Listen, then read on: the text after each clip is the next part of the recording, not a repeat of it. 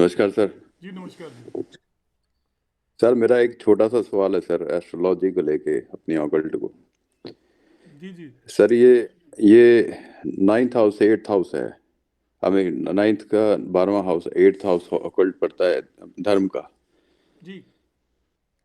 तो सर ये जब हम एस्ट्रोलॉजी करते हैं तो ये हमारा भाग्य का 12वां बनता है, तो ये हम हमें हमारे भाग्य पे किस तरह इसका असर पड़ता है जब हम एस्ट्रोलॉजिकल प्रिडिक्शंस करते हैं या किसी को उपाय देते हैं? ये हाउ डज इट वर्क? अच्छा, आप ये कह रहे हैं कि ये आपका 12th होगा भाग्य भाव से। तो सर हमारे कर्म वो भाग्य कट रहे हैं या भाग्य की वृद्धि हो रही है, या हमारा हम किस तरह से इसको फिर हम बैलेंस कर सकते हैं?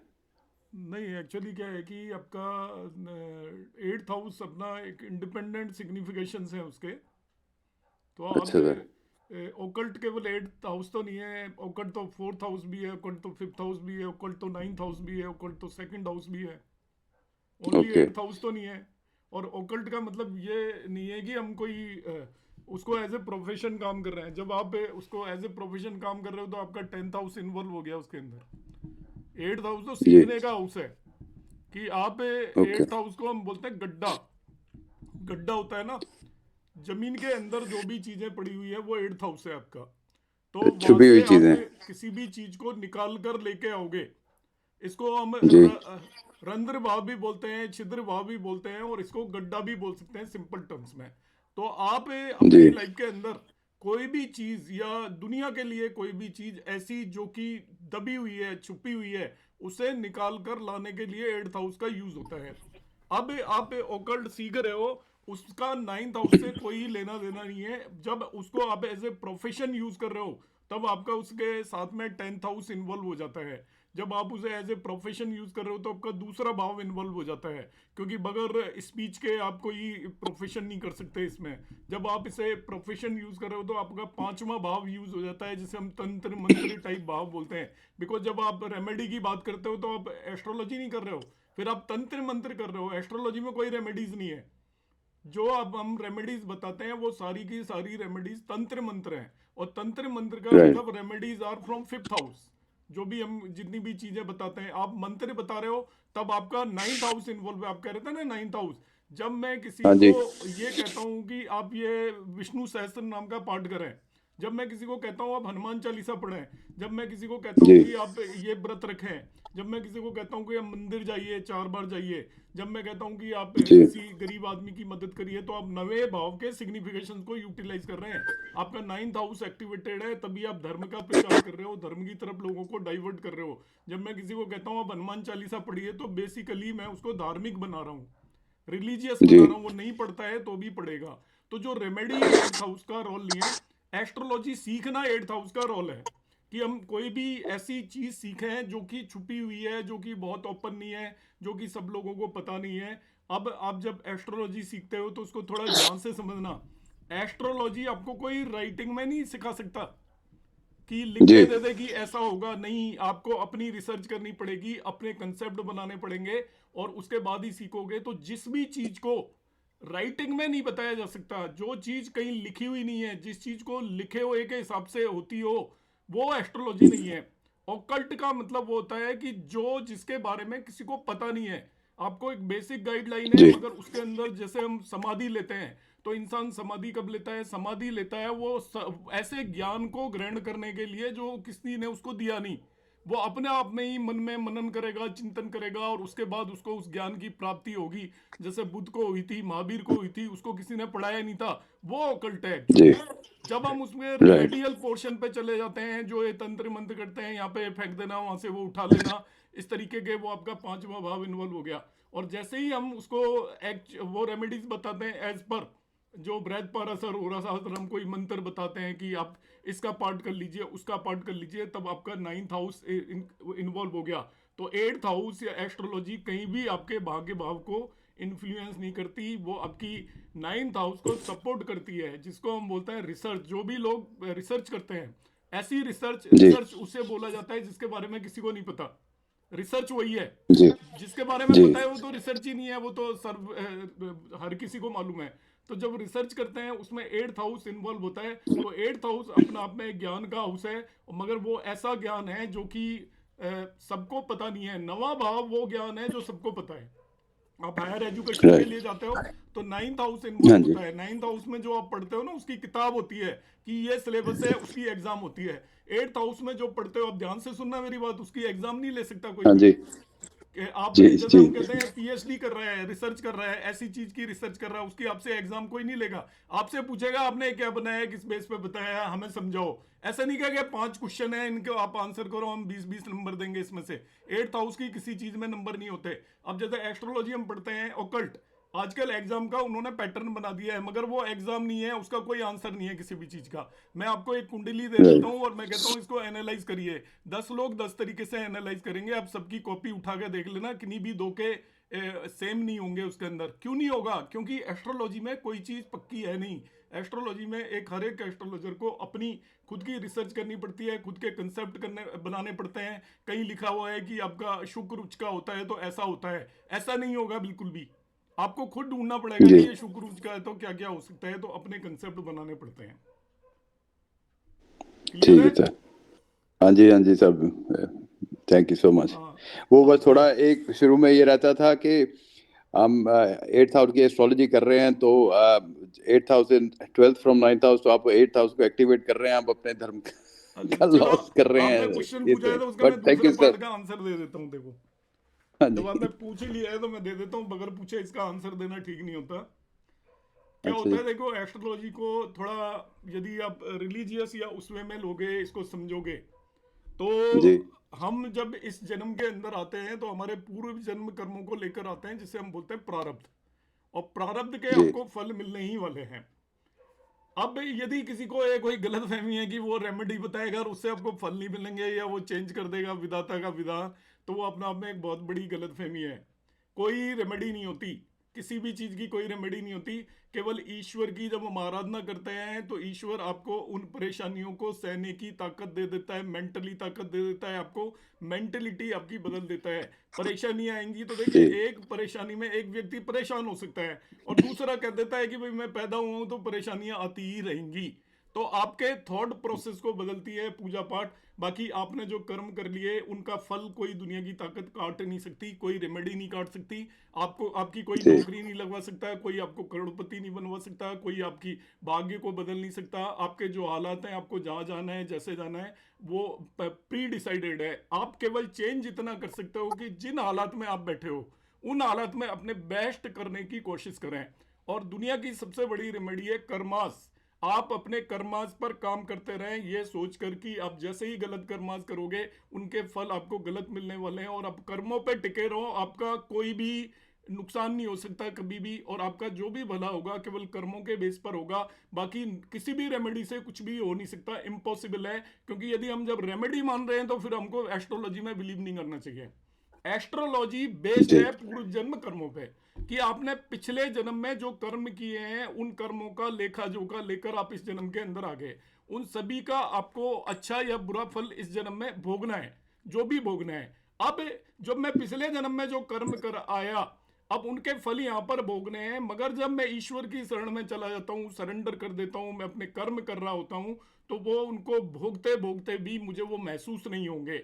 मगर जैसे ही आप, जब किसी को चोट लगी होती है, वो खेलने चला गया उसके पसंद का गेम, वो खेल रहा होता है, उसका चोट का पता नहीं चलता उतनी देर तक। जी मगर जैसे ही वो घर जी आके बेड पे लेटेगा, उसको पैर में दर्द महसूस होने लग जाएगा कि तो मेरे तो पैर में दर्द हो रहा है। तो क्या है, ये साइकोलॉजी है। जब जब भी हम भगवान के आगे सरेंडर करते हैं तो भगवान में हमारा ध्यान चला जाता है और हमें हमारे कष्ट भूल जाते हैं, और इस तरीके से हम उन्हें सह लेते हैं, और टाइम के साथ वो कष्ट आपके अपना आप निकल जाते हैं। हम सोचते हैं कोई रेमेडी होगी, रेमेडी कोई नहीं होती, किसी भी कर्म की कोई रेमेडी नहीं होती। क्योंकि बेसिकली जो हम सफर करते हैं वो उन कर्मों को करते हैं जो कर्म काटते हैं, जो कट ही नहीं सकते। आप ऐसे कुकर्म करके आए हैं पिछले जन्म में जिनको आप काटा ही नहीं जा सकता, तो उनकी कोई रेमेडी नहीं होती। केवल हम जो रेमेडीज करते हैं, और जो भी मैं ईश्वर की पूजा पर बेस्ड रेमेडीज की बात कर रहा हूँ, वो आपका मेंटल वो है। आपको मेंटली वो इस तरीके से महसूस करेगा कि मैं भगवान की पूजा कर रहा हूँ तो भगवान मुझे अब जी कोई कष्ट नहीं देगा, और अपने आप कर्म करते रहो तो वो कष्ट आपको कष्ट महसूस नहीं होंगे। बस मेरा इतना कहना है। इसलिए मैं पर्सनली आपको बता देता हूँ कि मैं ना तो रिकमेंड करता, मंत्र बेस में रिकमेंड करता हूँ, बाकी किसी को ना मैं रिकमेंड करता, ना मैं किसी को एडवाइस करता कि आप किसी से रेमेडी ले लीजिए। अब इमीडिएटली आपके पास जी क्वेश्चन आएगा, फिर ये एस्ट्रोलॉजर के पास हम क्यों जाएं जब उसके पास किसी चीज का जी सर वो इलाज ही नहीं है। तो हाँ जी नेचुरल क्वेश्चन है ना कि एस्ट्रोलॉजर के पास क्यों जाए। उसका हाँ जी जवाब हाँ है जी बड़ा सिंपल सा। देखिए क्या है कि एस्ट्रोलॉजर आपको गाइड करेगा, गाइड करेगा। आप एस्ट्रोलॉजर के पास जाओगे, वो भी आपके उसमें लिखा हुआ है। इस दुनिया के राइट अंदर जो पॉपुलेशन है उसमें 0.01% लोग भी एस्ट्रोलॉजर के पास नहीं जाते। 99.99% लोगों को मतलब ही नहीं है कौन एस्ट्रोलॉजर होता है। और जिन्हें मतलब भी है तो उनमें से ज्यादातर लोग जो ठीक ठाक कर रहे होंगे वो कहेंगे इन्हें क्या आता है, तो बेवकूफ बना रहे होते हैं लोगों को, इनको कुछ भी नहीं आता, ये अपने कमाने के जी लिए बैठे हैं, मिसगाइड करने के लिए बैठे हैं, इस तरीके के वर्जन मिलेंगे। मगर जो व्यक्ति आपके पास आया तो वो ईश्वर ने भेजा है। आपके पास वो इसलिए नहीं आया कि कोई आप एस्ट्रोलॉजर हो, और आप एस्ट्रोलॉजर बने राइट हो तो आपको ईश्वर ने बनाया है। अब हमारा जब हमने ईश्वर ने हमें वो ज्ञान दिया, हमें बुद्धि दी पढ़ने के लिए, हमें वो किया प्रेरित, तो भगवान ने किया है, मुझे एक ज्ञान मिल गया। अब मैं उसका जी यूटिलाइजेशन क्या करूंगा। तो रेमेडी तो मैं बता रहा हूँ कि कोई रेमेडी होती नहीं है। तो एस्ट्रोलॉजर का यूज क्या होता है, देखिए मेरे पास वो पर्सन आया, दो राह पर खड़ा हुआ है, वो दो रास्ते हैं उसके पास। एस्ट्रोलॉजर जी उसकी कुंडली देखकर वो दोनों रास्तों में जा सकता है। जैसे आपका एक 10th 11th क्लास का स्टूडेंट आ गया और उसके पेरेंट्स हाँ पूछ रहे जी हैं इसको मैं इकोनॉमिक्स दिलाऊं या कौन इसको सी मैं स्ट्रीम साइंस दिलाऊं। अब देखिए एस्ट्रोलॉजर जी का रोल क्या, आपके पास क्यों आया वो, क्योंकि हम्म ईश्वर ने उसकी कुंडली में लिखा हुआ था कि तू एक एस्ट्रोलॉजर के पास जाएगा इस उम्र में। अब वो एस्ट्रोलॉजर जब तू दो राहे पर होगा तब वो कहेगा कि इसको आप ह्यूमैनिटीज दिलाओ या इसको इंजीनियरिंग कराओ कुंडली को देखकर। तो उससे तुम चैनलाइज होगी तुम्हारी लाइफ। तो ये उसके प्रारब्ध में लिखा हुआ है, जब तक किसी के प्रारब्ध में नहीं लिखा हुआ वो आपके पास आएगा नहीं, और आप उसको वो डायरेक्शन दोगे नहीं। आपने उसे डायरेक्शन देनी है, ये भी लिखा हुआ है ऑलरेडी। आप उसे क्या बताओगे ये भी लिखा हुआ है, आपसे उसकी मुलाकात भी ऑलरेडी लिखी हुई है। यदि हम एस्ट्रोलॉजी में बिलीव करते हैं तो सब चीज जो कहते हैं ना, everything is predecided, nothing can be जी रीडिसाइडेड। सब कुछ पहले से ही निर्धारित है, कुछ भी आप फिर नहीं कर सकते। फिर दूसरा मैं आपको जवाब देता हूं कि क्यों एस्ट्रोलॉजर के पास आएगा।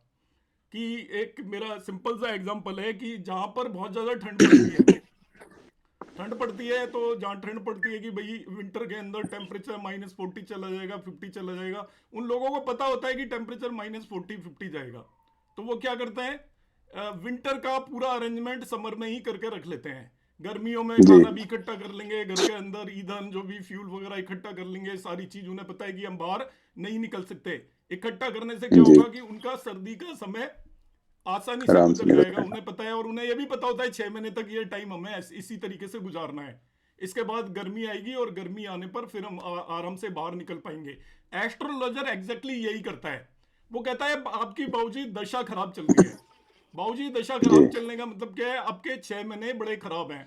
आपने उसको मेंटली प्रिपेयर कर दिया, उसको कहा कि 6 महीने आपके खराब हैं, थोड़ा सावधानी से रहें, कोई गलत कर्म ना करें, आपको कोई बीमारी हो जाए तो जल्दी से जाके आप डॉक्टर को दिखाएं। ये नहीं कि आप उससे टालते रहें, नहीं आपकी हालत खराब हो सकती है। या फाइनेंसेस में आप लोन ना लें, या कोई भी काम कर रहे हैं तो थोड़ा रिस्क लेने की वो करें। आपने उसको आगाह कर दिया, आगाह कर दिया तो एक तो वो मेंटली तैयार हो गया, और ये भी आपने बता दिया आपका समय खराब होगा, आपका एक्सीडेंट हो सकता है, आपके साथ ये घटना हो सकती है, आपके पैसे दब सकते हैं, बिजनेस में आपको नुकसान हो जाता है। तो वो ऑलरेडी तैयार है। आपका जब एस्ट्रोलॉजर के पास आ गया तो उसको पहले से ही ये ज्ञान है कि मेरे साथ कुछ मिसहैपनिंग होंगी। तो वो मिसहैपनिंग के लिए एक तो मेंटली तैयार होगा, एकदम से नहीं कहेगा, वो कहेगा हाँ ये मुझे बताया गया था, ऐसा ही मेरे पास होने वाला है। तो मेंटली रेडी है और थोड़ा सावधानी बरतेगा।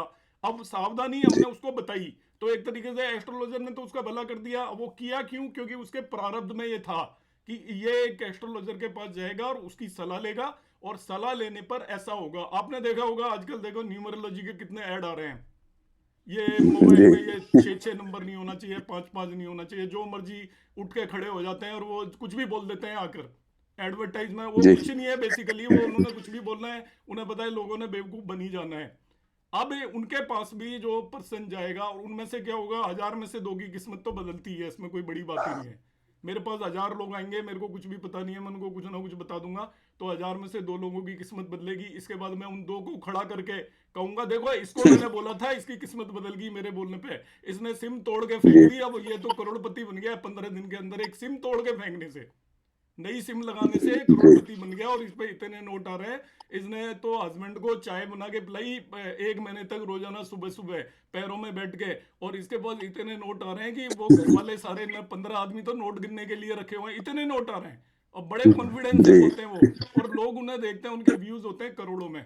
तो इस तरह ये सारी चीजों के चक्कर में हमें बिल्कुल भी नहीं पड़ना। ये एक्चुअली एक स्पिरिचुअल वो है विद्या, और इसके अंदर हम गाइड करते हैं दूसरे पर्सन को, गाइड करते हैं, इतना ही समझो आप अपने आप को, जी जब हम एस्ट्रोलॉजी करते हैं तो ये बिल्कुल किसी को मत कहो कि नहीं आपके पास 100% ऐसा हो जाएगा। ईश्वर के अलावा कोई भी 100% गारंटी नहीं दे सकता। आप कितना ही पढ़ जी लेना, आप यहाँ पे सब लोग पढ़े लिखे हैं, मैं ज्यादातर को जानता हूँ, काफी टाइम से एस्ट्रोलॉजी कर रहे हैं, तो ये इंटरनली हमें पता लग जाना चाहिए, रेमेडीज का भी हमें पता लग जाना चाहिए कि रेमेडीज एक साइकोलॉजिकल ट्रीटमेंट है, दिमागी उपाय है, एक्चुअल में कोई उपाय नहीं है। एक आदमी बीमार था, जो हमारे गुरुजी बताते हैं, तो वो बीमार रहता था साइकोलॉजिकली, सारे डॉक्टर को दिखा लिया, कुछ ठीक नहीं होता था। अब ठीक नहीं होता था तो वो गुरुजी ने कहा कि मैं तुझे ऐसी दवाई दूंगा तो आज ही से तू बिल्कुल ठीक हो जाएगा 100%।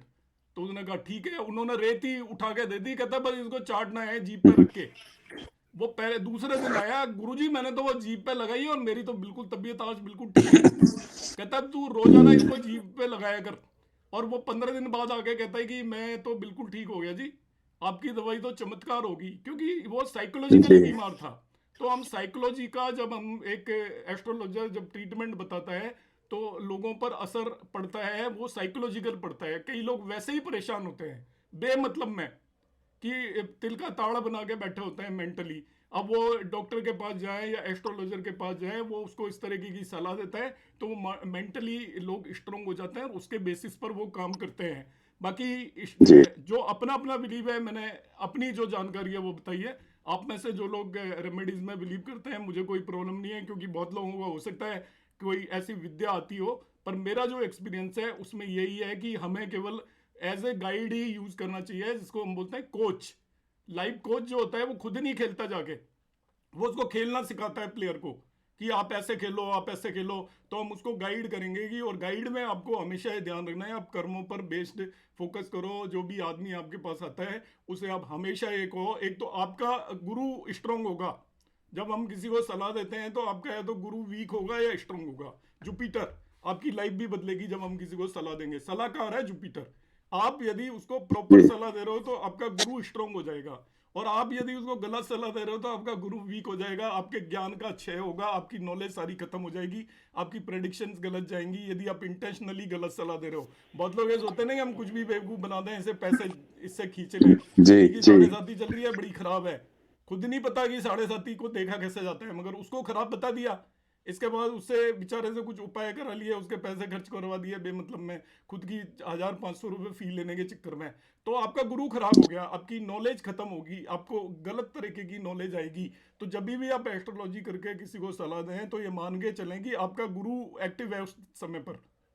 गुरु ही एडवाइस देता है किसी को, एडवाइजर इज गुरु। गुरु आपका एक्टिवेटेड है, और आपकी यदि गलत जरा भी सलाह हो गई तो आपका गुरु खराब होगा, और गुरु खराब होते ही आपका धीरे धीरे सभी तरीके के ज्ञान की आपकी कमी होना शुरू हो जाएगी, और चाहे आप पैसा कमा लें मगर आपको ज्ञान खत्म हो जाएगा आपका। चलो लंबा जी भाषण थैंक कर यू सर। दिया, और कोई कुछ नहीं sir, thank you so much for such nice नहीं। एक्सप्लेनेशन। ऐसे कई चलिए, सवाल आते तो रहते हैं बहुत तो बढ़िया क्लास अब चल गई। बहुत बढ़िया। सर मेरे एक दो सवाल हैं, लेकिन आई वेट कि बाकी सब अपने पूछ लें, अगर टाइम रहा तो हाँ जी, हाँ जी, मैं बाद में पूछूंगा सर। रति शुक्ला जी मैम, अनम्यूट करें मैम। जी नमस्ते सर। जी सर नमस्कार। वैसे तो मेरा क्वेश्चन भी 8th हाउस से रिलेटेड ही था। जी बताएं। तो ये, हाँ मेरा ये क्वेश्चन था, कुछ लोगों के साथ जो कॉन्टिन्यूअस सफरिंग बनी रहती है, जी मतलब ऐसा नहीं है कि वो अर्न नहीं कर रहे हैं या जॉब नहीं कर रहे हैं, मतलब या उनके फैमिली में कोई बहुत बड़ी दिक्कत है, फिर भी वो सेटिस्फाइड नहीं, मतलब कहीं ना कहीं दिमागी परेशानी, मतलब ऑफिस में है तो वहां पे भी अलग तरीके की प्रॉब्लम्स चल रही हैं, घर में है तो घर में भी चल रही हैं, तो वो क्या त्रिशांश से देखेंगे, और त्रिशांश को कैसे देखेंगे वो भी थोड़ा सा एक मिनट, बताइए। देखो मैडम, उसके दो कंपोनेंट हैं। कोई आदमी परमानेंट परेशान है तो उसकी आप दशा सीक्वेंस देखो। सबसे पहले दशा सीक्वेंस, दशा जी सर। सीक्वेंस क्या होता है, मैं आपको एग्जांपल दे रहा हूं, इसको समझना जरा। देखो ये बहुत ही इंपॉर्टेंट बात है। एक पाइसेज लगने की कुंडली है, मीन लगने की कुंडली है किसी व्यक्ति की, और जन्म के समय उसकी शनि की दशा शुरू हुई। ठीक है, मीन लगने की कुंडली में कौन सी दशा शुरू हुई? शनि की। शनि मीन लगने के लिए अशुभ ग्रह है। कितने साल की होती है शनि की दशा? 19 साल की। शनि के बाद किसकी आएगी? बुध की। बुध मारक है, 17 साल, 36 का हो गया। 17 साल, बुध के बाद कितनी 30। आएगी? केतु की। केतु का प्लेसमेंट थोड़ा खराब है तो कितने? 7 साल। कितने हो गए? 43 साल का हो गया। 43 के बाद आएगी उसकी शुक्र की, 20 साल की। हाँ शुक्र कौन है? उसका 8th एंड 3rd लॉर्ड। आदमी कितने का हाँ, होगा? 63 का। फिर आएगी उसकी 63 का। सूर्य की, 5-6 साल की, 70 का हो गया।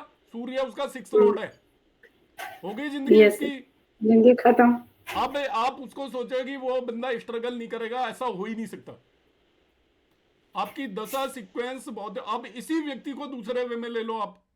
ये जिसकी पाइसेज लगना है, उसका जन्म मैंने मान लिया सपोज सन की दशा में हो गया, 4-5 साल में कट गई। इसके बाद उसका आएगा मून, जो उसके लिए 5th लॉर्ड हो गया, 10 साल की। फिर उसके बाद आएगा उसका मंगल, जो कि उसका 9th लॉर्ड है, 7 साल की। फिर उसके बाद राहु प्लेसमेंट पर डिपेंड करेगा, 18। इसके बाद उसका जुपिटर आएगा, जो उसका योग कारक है। तो उसकी मैक्सिमम लाइफ अच्छी दशाओं में गुजरेगी। तो आपका इस पर भी बड़ा डिपेंड करता है। तभी तो हम कहते हैं कि हम किस समय पर जन्म लेंगे, चंद्रमा किस नक्षत्र में उस समय पर होगा। ये विधाता, इसी को भाग्य बोलते हैं। कि आपकी जो भाग्य वर्ड सुनते हो ना, कि हमारे भाग्य में ये नहीं है, ये एक्चुअली दशा सीक्वेंस को ही भाग बोला जाता है। कि आपकी लाइफ के अंदर कौन सी दशा सीक्वेंस। सपोज आपकी कुंडली के लिए योग कारक ग्रह है, तुला लगने की कुंडली है। आपको मैं एग्जाम्पल बता रहा हूं, योग कारक कौन है? शनि। आपकी बुध की दशा में आपका जन्म हो गया, और शनि आपका उच्च का और होके बैठा हुआ है, योग कारक भी है, और केंद्र त्रिकोण में भी बैठा हुआ है। आपका शनि बेकार हो गया, क्योंकि शनि की दशा आपकी लाइफ टाइम में आनी ही नहीं है। अंतर दशा आएंगी छोटी मोटी, वो भी उस बात पर डिपेंड करेंगी कि उसकी महादशा कौन है। अब फर्दर आपने क्वेश्चन पूछा, त्रिशांश को हम अरिष्ट के लिए देखते हैं। त्रिशांश को देखने के 2 तरीके हैं। त्रिशांश का 10th हाउस और 8th हाउस इंपॉर्टेंट है। 10th हाउस बताता है सफरिंग ड्यू टू करंट जन्म कर्मास, कि उसके 10वें भाव को आप देखिए, वो ये बताएगा कि इस जन्म में आप जो कर्म कर रहे हो उनकी वजह से सफर कर रहे हो। हमें पता नहीं होता, हम बहुत सारे कर्म कर रहे होते हैं। कैसे कर्म कर रहे होते हैं? देखो, मैं ऑफिस में काम कर रहा हूं।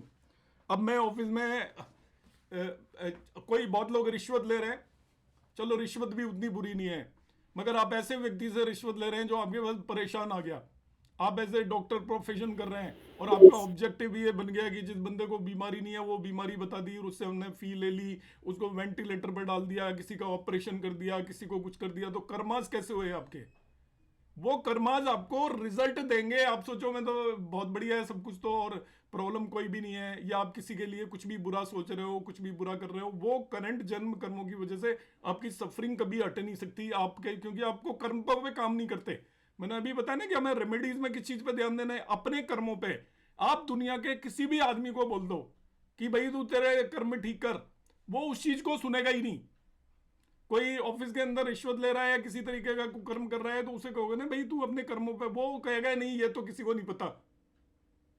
वो बाकी सर रेमेडी प्रॉब्लम चाहिएगा तो कि यही है नारियल कि पानी में वो थूक अपने दे। आप को तो सही मान रहे होते हैं, जो आते हैं हाँ, वो तो अपने आप को सही मान के ही आते हैं। उसको आप कहो कि तो यमुना जी में 7 नारियल फेंके, वो खुश हो जाएगा, और नारियल फेंक के सोचेगा मैंने नारियल फेंक दिए, अब तो मेरे सारे कर्म धुल गए।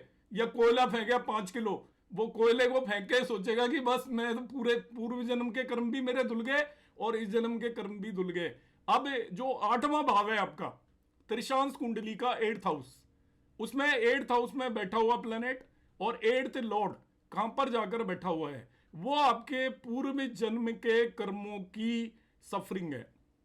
8th हाउस में जो प्लेनेट बैठा हुआ है, सपोज आपका शुक्र 8th हाउस में जाकर बैठ गया D30 में, तो आप ये मानकर चलो कि आपने पिछले जन्म में अपनी एक मेल है तो उसने अपनी वाइफ से, अपनी डॉटर से, अपनी पुत्र वधू से, कुछ ना कुछ वो किए है, सफरिंग की है उन्होंने, इसकी वजह से उसको फल यहाँ पर भोगने पड़ेंगे। फिर जो आपका 8th लॉर्ड जिस भाव में जाकर बैठा हुआ है, उससे रिलेटेड आपने पुराने जन्म में गलत कर्म किए हुए हैं, और वो प्लेनेट आपको इस जन्म में उसकी सजाएं देगा, और आप उसकी वजह से वो अरिष्ट का कारण बनेगा आपका। मगर D30 एक्चुअली क्या करता है कि वो थोड़ा बड़ा अरिष्ट देता है, छोटा नहीं देता।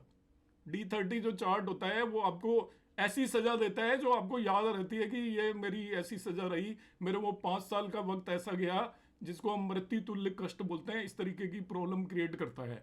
बाकी आप मून देखिए, जो बंदा ज्यादा सफर लग रहा है आपको, चंद्रमा जो कहता है ना कि हम तो हर हाल में परेशान रहेंगे, चाहे कुछ भी कर दो, हमारे पास पैसा है तो भी परेशान रहेंगे, बच्चे अच्छा कर रहे हैं तो परेशान रहेंगे, और नहीं तो हम कोई पड़ोसी को देख के परेशान हो जाएंगे, किसी की गाड़ी देख के परेशान हो जाएंगे, कोई रिश्तेदार को देख के परेशान हो जाएंगे। इट मीन्स उस पर्सन का आप चंद्रमा देखिए सभी कुंडलियों में, उसका जो चंद्रमा या तो अति बली होगा या अति वीक होगा, दोनों ही लोग परेशान होते हैं।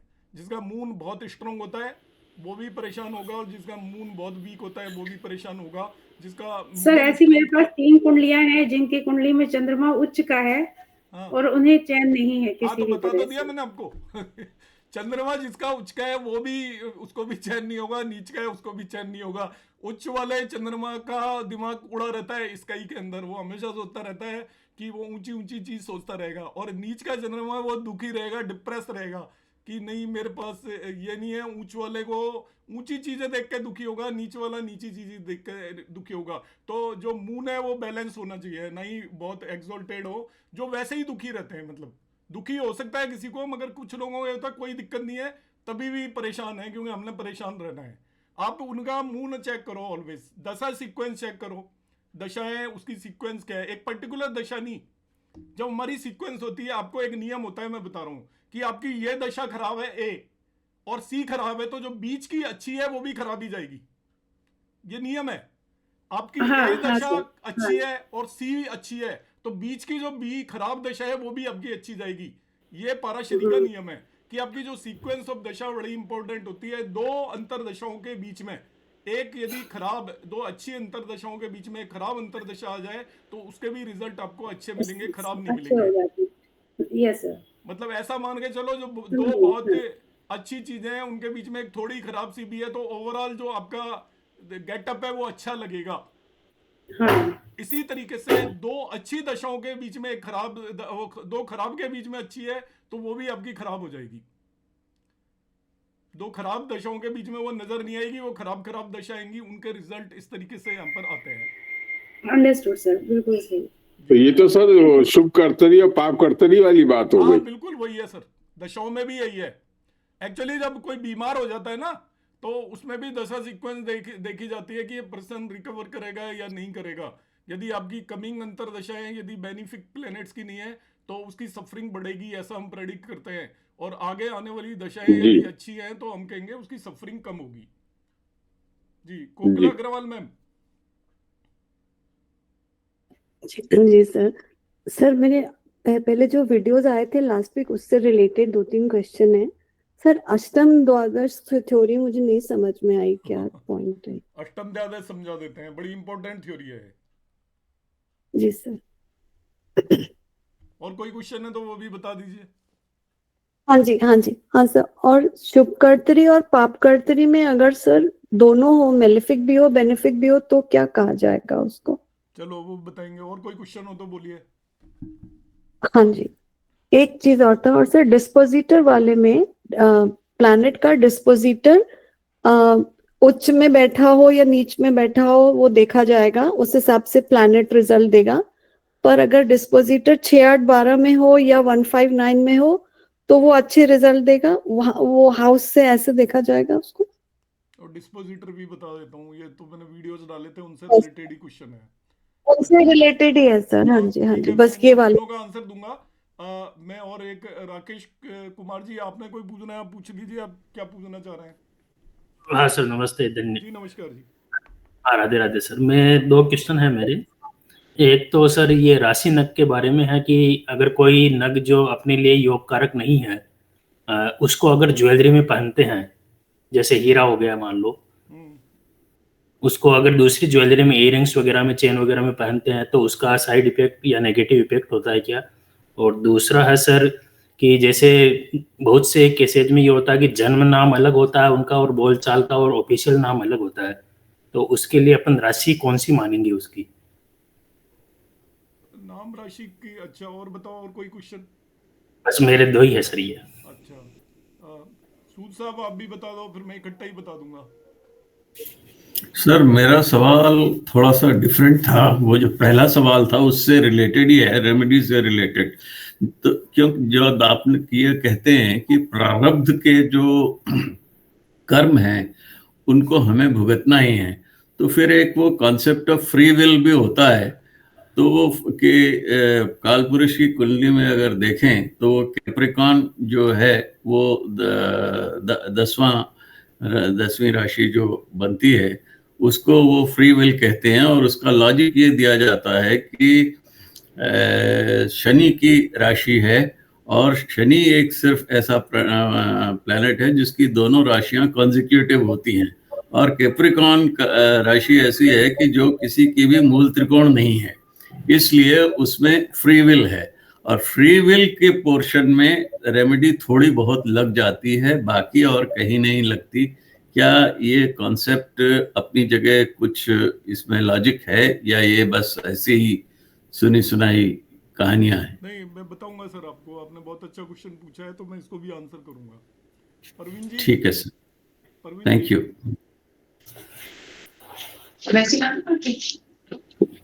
सर नमस्कार। सूद साहब मैंने इसका आंसर पार्शियली किया था, आप ध्यान से समझोगे तो। मैंने सर नमस्कार। जी नमस्कार जी, परवीन जी। सर मेरा डिस्पोजिटर वाला ही क्वेश्चन था रिलेटेड ना, वो मतलब डिस्पोजिटर की पोजीशन ग्रह की को की नेचर को कैसे अल्टर करेगी उसके मतलब फल को? अच्छा, और कोई है क्या? बस यही क्वेश्चन था sir. Rajni thank you. Agarwal ma'am. Sir आपका एक वीडियो था ना पंचमेश पारस पत्थर, सर उसको थोड़ा समझाना सर। वो तो मुझे देखना पड़ेगा मैंने उसमें क्या बताया है, तो वो आपको मैं नेक्स्ट क्लास में बताऊंगा। आपने बता दिया ठीक है, क्योंकि वीडियोस में तो क्या होता है फिर मुझे याद नहीं रहता मैंने किस वीडियो में क्या अपलोड किया है, कि वो पता नहीं कब किया होगा। तो बहुत पुराना है सर हाँ, आपका, कोई लेकिन वो नहीं, समझ आपने में पूछा नहीं है, मैं आया। नेक्स्ट क्लास में आपको बताऊंगा। अभी जो रिलेटेड क्वेश्चन है, अनीता मैम। जी गुरुजी, त्रिशांश त्रिमांश कुंडली में अगर 8th भाव में मंगल हो तो सर इसके कैसे रिजल्ट होंगे? 8th भाव में मंगल बैठा हो। जो भी बैठा होगा वो प्रॉब्लम क्रिएट करेगा। अच्छा, 8th मतलब फिर 8th इसके हाउस में, और दोनों के लॉर्ड। मतलब त्रिशांश कुंडली में भी जो लगन आ रहा है वो वर्गो ही आ रहा है, और वैसे भी वर्गो लगन है हाँ, D1 का भी। 8th हाउस में जो प्लेनेट बैठा है वो आपके पूर्व जन्म में कर्मों की वजह से आके बैठा है वहां पर, वो आपके अरिष्ट का कारण बनेगा। अच्छा वो प्लेनेट आपको प्रॉब्लम क्रिएट करेगा। अब उसमें अच्छा मंगल से रिलेटेड बहुत सारे सिग्निफिकेशंस हो सकते हैं। मंगल से रिलेटेड जो भी सिग्निफिकेशंस हैं उनकी वजह से प्रॉब्लम हो सकती है। मंगल जनरली एक्सीडेंट भी देता है, ब्लड से रिलेटेड डिजीज भी देता है, और भाई बहनों से शत्रुता भी देता है, छोटे भाई बहनों से, या आपका कोई हथियार की वजह से आपको प्रॉब्लम हो सकती है, फायर की वजह से प्रॉब्लम हो सकती है। ये आपके अरिष्ट का कारण बनेंगे वो रीजंस। मंगल से रिलेटेड चीजों की वजह से आपको इस लाइफ के अंदर सफर करना पड़ेगा। डिजीज भी दे सकता है सर। कोई। जैसे पूर्व जन्म में कुछ ऐसे कर्म भी हुए हैं, जैसे भाइयों से, भाई से हाँ कुछ बिल्कुल, प्रॉब्लम रही हो, आपने हथियार से और किसी को परेशान किया होगा, फायर लगा, किसी के घर में आग लगा दी होगी। प्रॉपर्टी प्रॉपर्टी हाँ, से प्रॉपर्टी के लैंड भी। किसी की ग्रैब कर ली होगी, छीन ली होगी, इस तरीके के कर्म किए होंगे। अच्छा तो उसकी वजह से होता है वो। 8th हाउस के अंदर मंगल आके बैठा है, इसका मतलब आपका पूर्व जन्म में आपने किसकी वजह से अरिष्ट जो भी गलत करके आया हो, इस जन्म में उसकी सजा लेनी है आपको। तो गुरुजी, जैसे अब हम विवाह के लिए मंगल को देखेंगे वो तो मंगल एम्पावरमेंट के को। लिए देखा जाता है। मंगल आपके अंदर अग्रेशन लेके आता है, गुस्सा लेकर आता है, असर्टिवनेस लेकर आता है। मंगल वाला बंदा दूसरे की सुनता नहीं है, ठीक है, वो कहेगा मैं ही सही हूँ, तो आप कौन होते हो? तो इसलिए जब मंगल 7वें घर पे जो असर डाल रहा होता है, उन पोजीशन के बंदे को मांगलिक बोलते हैं हम। आपकी कुंडली के अंदर लग्न में बैठा है, दूसरे भाव में बैठा है, 7वें भाव में बैठा है, 8वें भाव में बैठा है, 12वें भाव में बैठा है, तभी मांगलिक होता है। तो नहीं, जैसे मेरा क्वेश्चन है सर कि जैसे कि अभी सर एक मैरिज मिनट, के लिए ये हम कोई देखते हैं। वैष्णव साहब है, उन्होंने माइक ऑन कर रखा है, इतनी इको आ रही है, समझ में नहीं आता। बार बार लोगों से कहा जाता है, फिर भी लोग मानते नहीं है। गुरुजी यहाँ से ना वो निकल रहा है, रैली निकल रही है कोई, तो उसकी नॉइज है सर गुरुजी। नहीं, ये आप कर रही हैं, किसी और का होने, कोई बात नहीं, हाँ, चलो मैं ऑफ कर तो दूंगा। हाँ, मेरा क्वेश्चन ये था कि जैसे विवाह के लिए पति का कारक मंगल होता है, तो फिर उस केस में भी मंगल का मतलब वो बुरा प्रभाव पड़ेगा? वो जब आप वो यूज कर रहे हो पाराशरी, तो मंगल कारक नहीं होता। अच्छा, पाराशरी यूज कर रहे हैं ना हम, तो ये तो उसमें भृगुनंदी नाड़ी में होता है कारक मंगल। अच्छा, कारक भी एस्ट्रोलॉजी के हिसाब से बदल जाते हैं। तो जब हम त्रिशांश की बात कर रहे हैं तो जुपिटर कारक है पति का। ठीक है गुरुजी, ठीक है गुरुजी। चलो थैंक मैं यू, अभी थैंक यू आंसर गुरुजी। करता हूँ क्वेश्चंस का। एक तो जो सबसे पहले मैं रेमेडी वाला पोर्शन चल रहा था उसका आंसर करूंगा, इसके बाद बाकी क्वेश्चंस का करूंगा। देखिए सर, जो कर्माज है हमारे, आप जो कह रहे हो तो उसका मैंने आंसर दिया था कि आपके पास कोई भी व्यक्ति आए तो आप उसे कहो कि वो अपने कर्मों पर काम करे। कर्मों पर काम करेगा तो उससे उसे फायदा होगा। उसका रीजन क्या है कि हमारे 3 टाइप के कर्माज होते हैं जो हम कभी भी कर्म करते हैं। एक होते हैं आपका दृढ़ कर्मा, एक होते हैं अदृढ़ कर्मा, एक होते हैं दृढ़ कर्मा। 3 टाइप के कर्माज हैं, इनको क्लासिफाई किया हुआ है। जो आप दृढ़ कर्माज करके आए हो पिछले जन्म में, उनमें हमारी कोई फ्री विल नहीं होती। यू हैव टू सफर, हर हाल में उनकी सजा आपको मिलेगी, कोई नहीं रोक सकता। दूसरे जो अदृढ़ कर्माज होते हैं, अदृढ़ कर्माज में हमें लगता है कि हम उसके लिए जो पूजा पाठ या जो भी कुछ करते हैं उससे आपको वो शिफ्ट हो जाते हैं। अदृढ़ कर्माज के बारे में कहा जाता है कि वो आपके, अभी आपने पूजा पाठ कर लिया तो वो आपके अगले जन्म में आप सफर करोगे, या इस एज में नहीं तो बाद की स्टेज पे सफर करोगे, जिसको कहते हैं ना पोस्टपोन्ड हो जाते हैं। वो कर्माज पोस्टपोन्ड होते हैं कि आपने उन कर्माज से रिलेटेड यदि पूजा पाठ की तो उनकी सजा आपको आज की रेट में नहीं मिलेगी। हो सकता है आपको 20 साल बाद मिले, या हो सकता है इस जन्म में ना मिलकर अगले जन्म में मिले, मगर वो कर्माज आपके डेबिट उसके अंदर होंगे कि आपको सफर करना पड़ेंगे।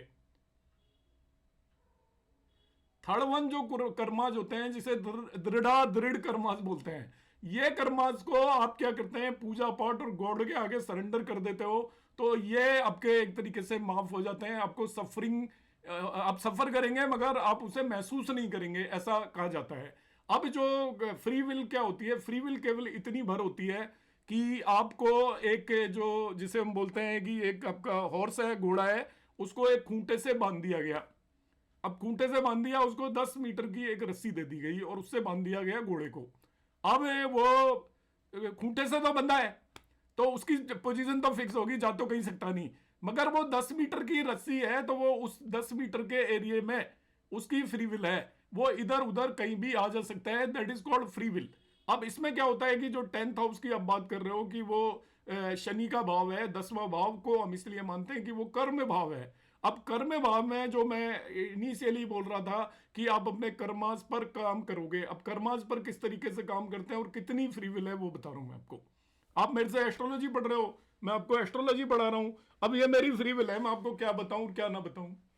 मेरे को 20 चीजें बताया, मैं आपको 3 चीजें बता के भी वो कर सकता हूं और आप उससे भी सेटिस्फाई हो सकते हैं। मैं इस काम को, जो मुझे काम मिला है, भगवान ने मुझे बनाया कि मुझे एस्ट्रोलॉजी पढ़ानी है, ये ईश्वर का वो है। अब वो एस्ट्रोलॉजी में कितना मन लगा के पढ़ाता हूँ, आपको कितना मिसगाइड करता हूँ, कितना मैं आपको गाइड करता हूँ। अभी मैं आपको रेमेडीज बताना शुरू कर दूं, 50 लोग और बढ़ जाएंगे मेरे पास, पर मुझे पता है कि भाई मुझे नहीं बतानी, ये मेरे कर्माज हैं, इसमें मेरी फ्री विल है कि मैं आपको क्या बता रहा हूँ। सपोज मुझे नौकरी मिल गई एक ऑफिस के अंदर, जो गवर्नमेंट सेक्टर में आप देखते हो, मैंने काम किया इतने दिनों तक, वहाँ गवर्नमेंट सेक्टर के अंदर 100 लोग काम कर रहे होते हैं, उसमें 50 तो ऐसे होते हैं दुनिया की कोई ताकत काम नहीं करा सकती उनसे, करना ही नहीं है। वो नेता बन जाएंगे, कुछ और बन जाएंगे, कुछ और इशू लेकर आ जाएगा, आप कुछ एक काम बताओगे वो दूसरा। उसमें 20 लोग ऐसे होते हैं जिनको फोर्स किया जाए तो वो काम कर लेते हैं, कि उन्हें कहा जाए तो वो कम से कम आंखों की शर्म रखते हैं। और 10-20 लोग ऐसे होते हैं कि वो आपका अपना आप काम कर रहे होते हैं, मतलब उनको किसी को कहने की जरूरत नहीं पड़ती। अब ये फ्री विल है कि वो एक ही सिचुएशन में 4-5 लोगों को आपने लगा दिया। अब एक पर्सन किसी भी हालत में काम ही नहीं कर रहा है, एक पर्सन हर हालत में काम कर रहा है, तो ये उसकी फ्री विल है, उसको फोर्स नहीं कर रहे, वहां पे वो सब जी रहे हैं, किसी को कोई दिक्कत नहीं है जो काम नहीं कर रहा है, बल्कि वो नेतागिरी कर रहा होगा और औरों को धमका भी रहा होगा और 4 तरीके के एडवांटेज भी ले रहा होगा, वो भी उसी जगह पर है। और एक व्यक्ति जो ईमानदारी से जो उसको ड्यूटी दी गई है उस काम को कर रहा है, ये उसकी फ्री विल है उन लोगों की। तो फ्री विल हमारी काम करती है, एक हम सिचुएशन में भगवान ने हमने ऑलरेडी पहुंचा दिया, अब उस सिचुएशन के अंदर हमें जो ड्यूटीज मिली हुई है उन ड्यूटीज को हम किस तरीके से निभाते हैं, ये आपकी फ्री विल है। और इसी को इन जनरल मैं सबको रेमेडीज में यही बताता हूं कि आपको जो भी काम करने के लिए मिला है उसके अंदर आप इंसानियत रखें और ये मानकर चलें कि ईश्वर आपको हर जगह देखता है। इंसान नहीं देखता कोई बात नहीं, मगर ईश्वर आप अच्छा कर रहे हो तो भी देखता है, बुरा कर रहे हो तो भी देखता है। आपका जो अकाउंट है उसके अंदर आपके सभी कर्मास ऐड होते हैं और जो आपके दृढ़ थर्ड टाइप के कर्मास हैं वो आपके कैंसिल आउट हो जाते हैं यदि इस जन्म के अंदर आप प्रॉपर वे में वो कर रहे हो, मतलब सही कर्मास कर रहे हो। और गलत कर्मास कर रहे हो तो फिर वो भी नहीं कटेंगे और आपको सफर करना पड़ेगा। तो free will is this much की एक घोड़ा बंधा हुआ है, उसकी जो रस्सी है वो 10 मीटर की है, तो 10 मीटर के एरिया में आप इधर उधर आ जा सकते हो, ये आपकी चॉइस है। मगर आपको किस खूंटे से बांधा गया है, आप madam Bimla ma'am please mute कर लें, आप किस घर में पैदा हुए ये आपकी फ्री विल नहीं है। आपको आप गरीब घर में पैदा हो सकते हो, अमीर घर में पैदा हो सकते हो, किस कंट्री में पैदा हुए हो ये आपकी फ्री विल नहीं है। आपको बचपन में माँ बाप ने किस स्कूल में डाला ये फ्री विल नहीं है। मगर जब आपको समझ आई उस समय पर आप किस तरीके से उस चीज को यूटिलाइज कर रहे हो, वहां पर आकर हमारी फ्री विल काम करती है। तो जो मैक्सिमम पार्ट है हमारी लाइफ का जिसे हम प्रारब्ध बोलते हैं वो इसी बात से डिसाइड हो जाता है कि मैं किस घर में पैदा हुआ हूँ, कितना दिमाग लेकर पैदा हुआ हूँ, किन हालात में पैदा हुआ हूँ, उसी पर हमारा सारा फ्यूचर डिपेंड करता है। तो वहां पर फ्री विल काम नहीं करती। फ्री विल काम करती है जब हम एक सिचुएशन में पहुंच गए और उस सिचुएशन के अंदर हम किस तरीके से उसको हैंडल कर रहे हैं, किस तरीके से अपने कर्मों पर ध्यान दे रहे हैं। तो जो सबसे टॉप पे जो रेमेडी आती है वो आती है कि हम जो भी जिम्मेवारी हमें मिले उसके अंदर हम ये ध्यान रखें। बहुत लोग डराते भी हैं, पुराने लोगों से कहोगे कि भगवान सब देखता है, तो हम ये ध्यान रखकर काम करें कि हमें जो ड्यूटीज दी गई हैं वो हमें उन्हें ईमानदारी से निभाएं, अपना एफर्ट 120% करके निभाएं। तो जो ऊपर का 20% एफर्ट कर रहे हैं वो हमारे कर्मास को स्ट्रॉन्ग करेगा और उससे हमारी सफरिंग एक तरीके के जो थर्ड टाइप के कर्मास हैं जिन्हें हम दृढ़ कर्मास बोलते हैं उनकी हमें सफरिंग बिल्कुल भी नहीं होगी। क्लियर है सूद साहब? Thank you sir. जी जी नहीं, मुझे थोड़ा आइडिया था लेकिन जितनी क्लैरिटी से आपने बताया उतना नहीं था। Thank you. अब कोकिला मैम के 3 क्वेश्चंस थे, मैम एक बार रिपीट कर दो, भूल गया मैं। एक तो आपने डिस्पोजिटर का पूछा था मेरे से और उससे पहले 2 क्वेश्चन और थे आपके। अष्टम द्वादश। अष्टम द्वादश। देखिए अष्टम द्वादश कुछ भी नहीं है। आप भावत भावम समझते हो? जी सर। भावत भावम क्या है? किसी भी घर से उतने ही काउंट करने पर सेम रिजल्ट देता है वो वाला घर अब भी। मैं अष्टम द्वादश यही है और कुछ नहीं है। देखिए क्या होता है, किसी भी भाव से 12वां भाव उस भाव का लॉस होता है, ठीक है। अष्टम द्वादश थ्योरी क्या है, आपका 8वां भाव क्या है? आयु भाव है। 8वें से 8वां कौन सा होगा? थर्ड। वो भी आयु भाव हो गया। थर्ड भाव जी हो गया ना। अष्टम से अष्टम हो गया ना, तो वो भी आयु की डिटेल बताता है। 8वां भाव बताता है कॉज ऑफ डेथ और थर्ड हाउस भी डेथ को इंडिकेट करता है। जब हम लॉन्जिविटी देखते हैं तो तीसरा और 8वां भाव वो आपका भावत भावम सिद्धांत पर बेस्ड है। क्लियर है ये चीज?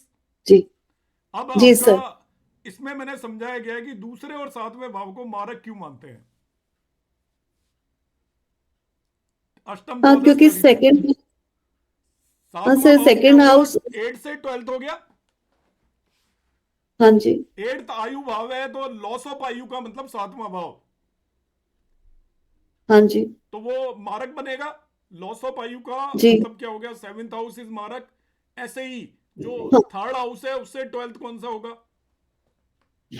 Second house. सेकंड हाउस, तो वो भी मारक हो गया। इसलिए सेकंड और 7th हाउस मारक होते हैं। इसको हम अष्टम द्वादश थ्योरी इसलिए बोलते हैं कि अष्टम से अष्टम भी आयु को रिप्रेजेंट करता है और उनसे जो 12वां भाव है द्वादश भाव वो लॉस ऑफ आयु को रिप्रेजेंट करता है। इस थ्योरी के अकॉर्डिंग सेकंड और 7th हाउस आपके मारक हाउस माने जाते हैं। अच्छा अच्छा, ठीक है सर, ओके। क्लियर है? हाँ जी sir, clear sir. Next question बोलो क्या है आपका? सर दूसरा था, वो डिस्पोजिटर किस घर में बैठा है वो अल्टर करेगा रिजल्ट्स को, ऐसा होता तो है, वो देखो 15 डिस्पोजिटर का अब मैं आपको बता देता हूँ। चलो वीडियो तो आपने देख लिया होगा, डिस्पोजिटर समझाने के लिए मैंने वहां पर डाल दिया है। डिस्पोजिटर का रोल जो होता है, आप राहु केतु के केस में समझें, अच्छा ठीक है? बाकी केस में डिस्पोजिटर का बहुत ज्यादा रोल नहीं होता। जो आप अच्छा, राहु ओके। केतु के जब जो रिजल्ट देते हैं ना, वो एक्चुअली हाँ अपने डिस्पोजिटर के रिजल्ट देते हैं। ये लघु पाराशरी का भी कंसेप्ट है और सब जगह का कंसेप्ट है कि राहु जिस की राशि में बैठा होता है उसकी तरह बिहेव करता है, हाँ उसकी तरह बिहेव जी। करता है। उसकी तरह का मतलब हम्म राहु सपोज मरकरी की राशि में बैठ गया, ठीक है? हम्म तो वो मरकरी की तरह बिहेव करेगा। हम्म अब मरकरी की तरह बिहेव करने का मतलब क्या है? मरकरी जिन भावों का लॉर्ड होगा हम्म उसके रिजल्ट देगा। जी। और मरकरी की जो कंडीशन होगी, यदि मरकरी की कंडीशन भी खराब है तो वो रिजल्ट नेचुरली, क्योंकि वो बिहेव मरकरी की तरह कर रहा है ना, हाँ हाँ, तो आप उसको राहु को भूल जाओ और मरकरी सोच लो 1 मिनट के लिए। ओके। तो मरकरी जैसा है वैसे रिजल्ट मिलेंगे आपको। तो अगर वो 159 में बैठा है डिस्पोजिटर, तो राहु अच्छा रिजल्ट देगा, नहीं नहीं, और बैठने से 6 थोड़ी 8 रिजल्ट होते हैं, उसकी लॉर्डशिप भी तो देखनी पड़ेगी। इसके बाद उसकी रिजल्ट में तो मल्टीपल चीजें देखते हैं। लॉर्डशिप देखनी पड़ेगी, ओके। शत्रु राशि में, मित्र राशि में कौन उसे एस्पेक्ट कर रहा हाँ है, कौन उससे कंजक्ट हो रखा है। तो आपको रिजल्ट जब हम डिस्कस करेंगे तो सारी चीजें हमें देखनी पड़ेंगी। केवल बैठने से रिजल्ट नहीं होता है। यदि 159 में बैठा है तो आप ये तो कह सकते हो कि उसका प्लेसमेंट अच्छा है, मगर एक किसी हाँ भी प्लेनेट की दशा रिजल्ट उसकी कंडीशन ऑफ प्लेनेट पे डिपेंड करते हैं। कंडीशन ऑफ प्लेनेट में मल्टीपल फैक्टर काम आते हैं, एक फैक्टर नहीं होता। जो मैं अभी स्पेशल दशाओं की क्लास ले रहा हूँ वो इसीलिए ले रहा हूँ कि कंडीशन ऑफ प्लेनेट डिसाइड करना अपने आप में एक बहुत ही कम्बरसम, बहुत ही डिफिकल्ट टास्क है। और हार्डली ही कर पाते हैं लोग कि इसकी कंडीशन हम क्या बताएं, क्योंकि उसमें आपको नवांश भी देखना पड़ेगा उस प्लेनेट का। फिर हमें उसकी डिग्रीज भी देखनी पड़ती हैं, किस डिग्री पर रखा हुआ है। और इसके बाद हमें यह भी देखना पड़ता है उस पर किसका कंजंक्शन है, किसका एस्पेक्ट है, फिर वो शत्रु राशि में तो नहीं बैठा हुआ है। ये सारे क्राइटेरिया मानेंगे। पर मैं जो आपको बेसिक कंसेप्ट ही बता रहा हूँ, डिस्पोजिटर का कंसेप्ट इज दिस।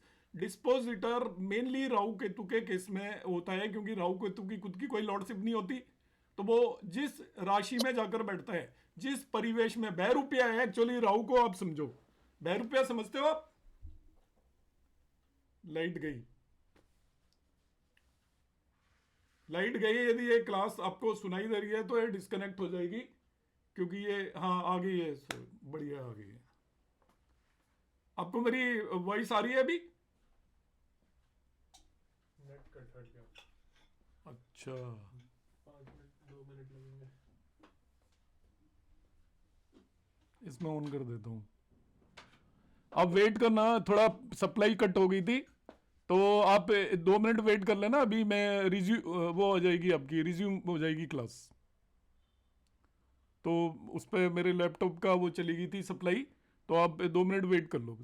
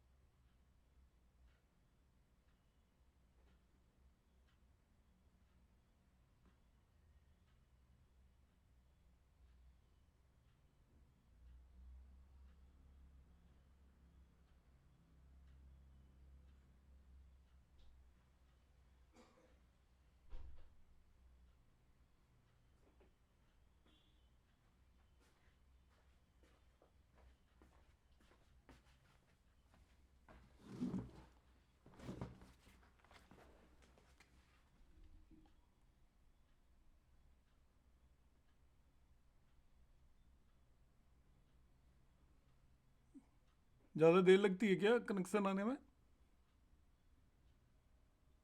आ गया है शायद।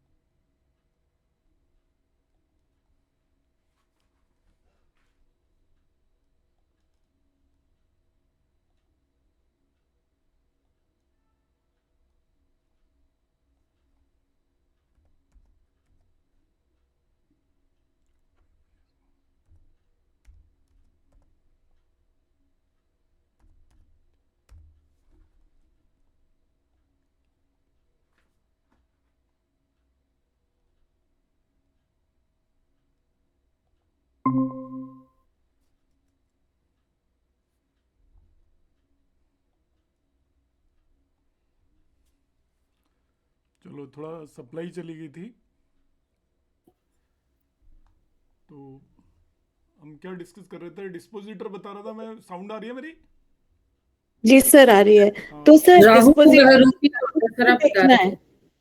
बहुरूपिया राहु। हाँ, तो राहु एक्चुअली क्या होता है, उसको बहरूपिया बोलते हैं। बहरूपिया किस लिए बोलते हैं? वो जहां पर जाता है उसका रूप ले लेता है, जो अपने उसको चेंज, गेटअप को चेंज करता है, उसको बहरूपिया बोलते हैं हम। तो वो जहां पर जाएगा उसका रूप ले लेगा। तो राहु के लिए बेसिकली, जब राहु और केतु के लिए डिस्पोजिटर का ज्यादा रोल होता है, बाकी केसेस में उतना कोई बहुत स्ट्रांग रोल नहीं होता। बाकी केसेस में प्लेनेट की अपनी लॉर्डशिप होती है। तो मैंने जैसे बताता हूँ कि कोई भी प्लेनेट अपनी दशाओं में अपने नेचुरल सिग्निफिकेशन के रिजल्ट देता है, लॉर्डशिप के रिजल्ट देता है, एक्सचेंज के रिजल्ट देता है, एस्पेक्ट और कंजंक्शन के देता है। तो वहां पर डिस्पोजिटर कहीं भी नहीं आता। मगर राहु और केतु जो रिजल्ट देते हैं वो अपने डिस्पोजिटर के रिजल्ट देते हैं। डिस्पोजिटर टर्म कई जगह पर यूज होती है, मगर जो डिस्पोजिटर की इंपॉर्टेंस आती है in case of Rahu and Ketu. तो राहु वो एक आपका इल्यूजन क्रिएट करता है, जहां पर जाता है उसका रूप ले लेता है, और रूप लेकर आपको एक्चुअली भ्रमित करता है वो। तो राहु के जब भी दशा और अंतर दशा आएगी, तब हम देखेंगे कि उसका डिस्पोजिटर कौन है, वो किन भावों का लॉर्ड है, कहां पर बैठा हुआ है। उस पर राहु केतु के रिजल्ट डिपेंड करेंगे। अब जब भी हम किसी भी प्लेनेट की इस कंडीशन देखेंगे, तो कंडीशन में नेचुरली आएगा वो कहां पर बैठा है। 6 8 12 में बैठा है, वीक हो गया, किन भावों का लॉर्ड है, तो उन भावों के रिजल्ट मिलने लग जाएंगे आपको। इसीलिए जब भी राहु केतु जैसे त्रिकोण में बैठ गया, 5वें भाव में बैठ गया, तो डेफिनेटली वो 5th लॉर्ड की राशि में बैठा है। तो 5th लॉर्ड आपका बेनिफिक होता है कुंडली में। इसलिए हम राहु को जब भी 5वें 9वें भाव में बैठा हो तो बेनिफिक मानकर चलते हैं। तो ये कंसेप्ट है मैडम डिस्पोजिटर का। ठीक है सर। और सर वो पाप कर्त्री और शुभ कर्त्री अब समझिए, में देखो। सर अगर एक हाँ, बोलिए। सर एक साइड मेलिफिक हो, दूसरे साइड बेनिफिक हो, एक सिचुएशन ये है, चलो, या मैं आपको दोनों एक स्क्रीन साइड शेयर कर रहा दोनों हूं। मैं क्वेश्चन समझ गया, अभी जरा देखना, मैं स्क्रीन शेयर करूंगा तो आप देखना। मैं आपको जी। पाप कर्त्री का आपको एक्चुअल मीनिंग बता देता हूं मैं, जो आपको। और सर एक चीज और, अगर दोनों हो, शुभ और मेलिफिक और बेनिफिक दोनों हो, मैं दोनों बता रहा हूं साइड, आपको, सभी तो क्वेश्चनों का आंसर दे रहा हूं। जी 1 मिनट रुक जाइए।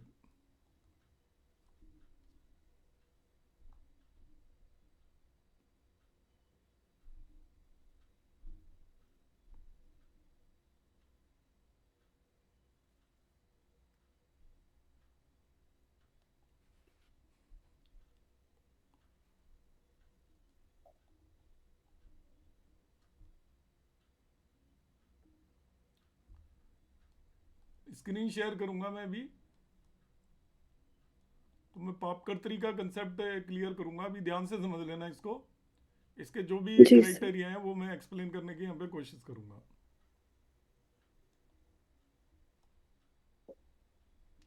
स्क्रीन आपको दिख रही है? जी सर। अच्छा, अब देखिए,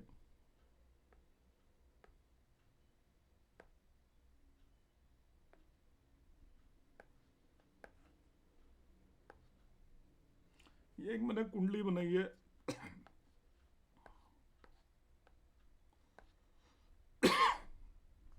पापकर्तरी का जो बेसिक कंसेप्ट है, सपोज यहां पर मैंने एक कोई प्लेनेट रख लिया, मून, इसके इधर आपका जुपिटर है, इधर आपका वीनस है। जब भी पापकर्तरी और शुभकर्तरी के दो कंसेप्ट यूज होते हैं प्रैक्टिकल एस्ट्रोलॉजी के अंदर। एक कंसेप्ट यूज होता है जिसमें हम नेचुरल बेनिफिक और नेचुरल मेलिफिक की बात करते हैं। Natural benefic and natural malefic की बात करते हैं। तो नेचुरल बेनिफिक और नेचुरल मेलिफिक के केस में यदि कोई भी प्लेनेट है उससे उसके 12th हाउस में और उससे सेकंड हाउस के अंदर दोनों जगह पर यदि बेनिफिक प्लेनेट बैठे हो, दोनों जगह पर बेनिफिक प्लेनेट बैठे हो, तो उसको हम शुभकर्तरी बोलते हैं।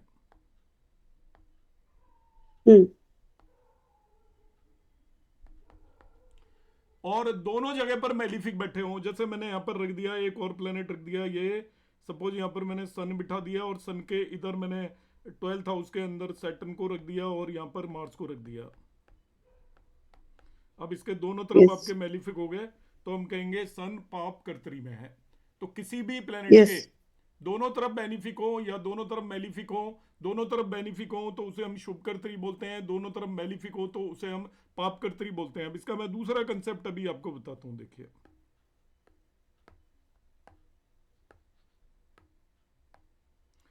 प्लेनेट भी पापकर्तरी और शुभकर्तरी में होते हैं, उसी तरीके से आपका भाव भी पापकर्तरी और शुभकर्तरी में हो सकता है।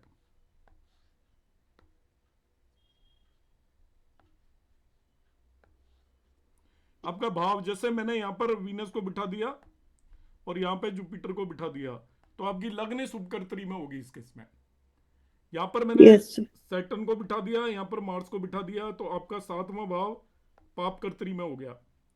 ये है जहां पर हम नेचुरल कंसेप्ट मानकर चलते हैं, मगर नेचुरल हम हर जगह मानकर नहीं चलेंगे, अभी मैं बताऊंगा। दूसरा, अब इसमें क्या होता है कि आप जो क्वेश्चन अराइज कर रहे थे कि एक तरफ बेनिफिक है एक तरफ मेलिफिक, वो कोई कर्तरी नहीं है।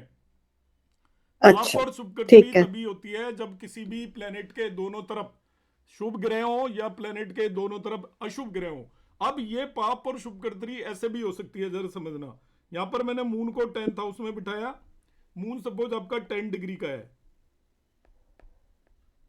इसके यहां पर आपका जुपिटर बैठा हुआ है, जुपिटर 1 डिग्री का है इसी भाव के अंदर, और यहां पर वीनस बैठा हुआ है, वीनस आपका 12 डिग्री का है। अभी भी ये मून शुभकर्तरी में है। एक ही भाव में 3 प्लेनेट बैठे हुए हैं, मगर एक ही भाव के अंदर भी उसके दोनों तरफ यदि शुभ ग्रह बैठे हुए हैं तो वो शुभकर्तरी में माना जाएगा। ऐसे भी शुभकर्तरी होती है। देखिए यहां पर मून बैठा हुआ है, जुपिटर यहां आ गया और वीनस यहां आ गया, मतलब जुपिटर उससे पिछले भाव में है और मून सपोर्ट 12 डिग्री पर है। जुपिटर की जो मर्जी डिग्री हो, कोई लेना देना नहीं है, और वीनस आपका सपोज 14 डिग्री पर है। नाउ अभी भी मून आपका शुभकर्तरी में है। मीनिंग उससे आगे और पीछे कंसेक्यूटिव हाउसेज में या सेम हाउस के अंदर, कंसेक्यूटिव हाउसेज या सेम हाउस के अंदर यदि कोई भी एक जैसे प्लेनेट हो, दोनों बेनिफिक हो या दोनों मेलिफिक हो, तो उसको एक्चुअली हम शुभ कर्तरी या पाप कर्तरी रेस्पेक्टिवली बोलते हैं। इसका और मैं आपको देखिए फंडामेंटल कंसेप्ट बताता हूं जो आपको कभी सुनने को नहीं मिलेगा, वो भी चीज मैं बताता हूं। क्वेश्चन पूछ लेते हैं तो वो एक्चुअली हर एक चीज पे काफी कुछ बताया जा सकता है, पर भी हमारी ये आपका कंसेप्ट बेस्ड क्लास है, तो आप जो भी सीख सकते हो। मुझे जो आता है मेरी कोशिश है कि मैं आपको बताऊंगे। एक मिनट रुकिए जरा।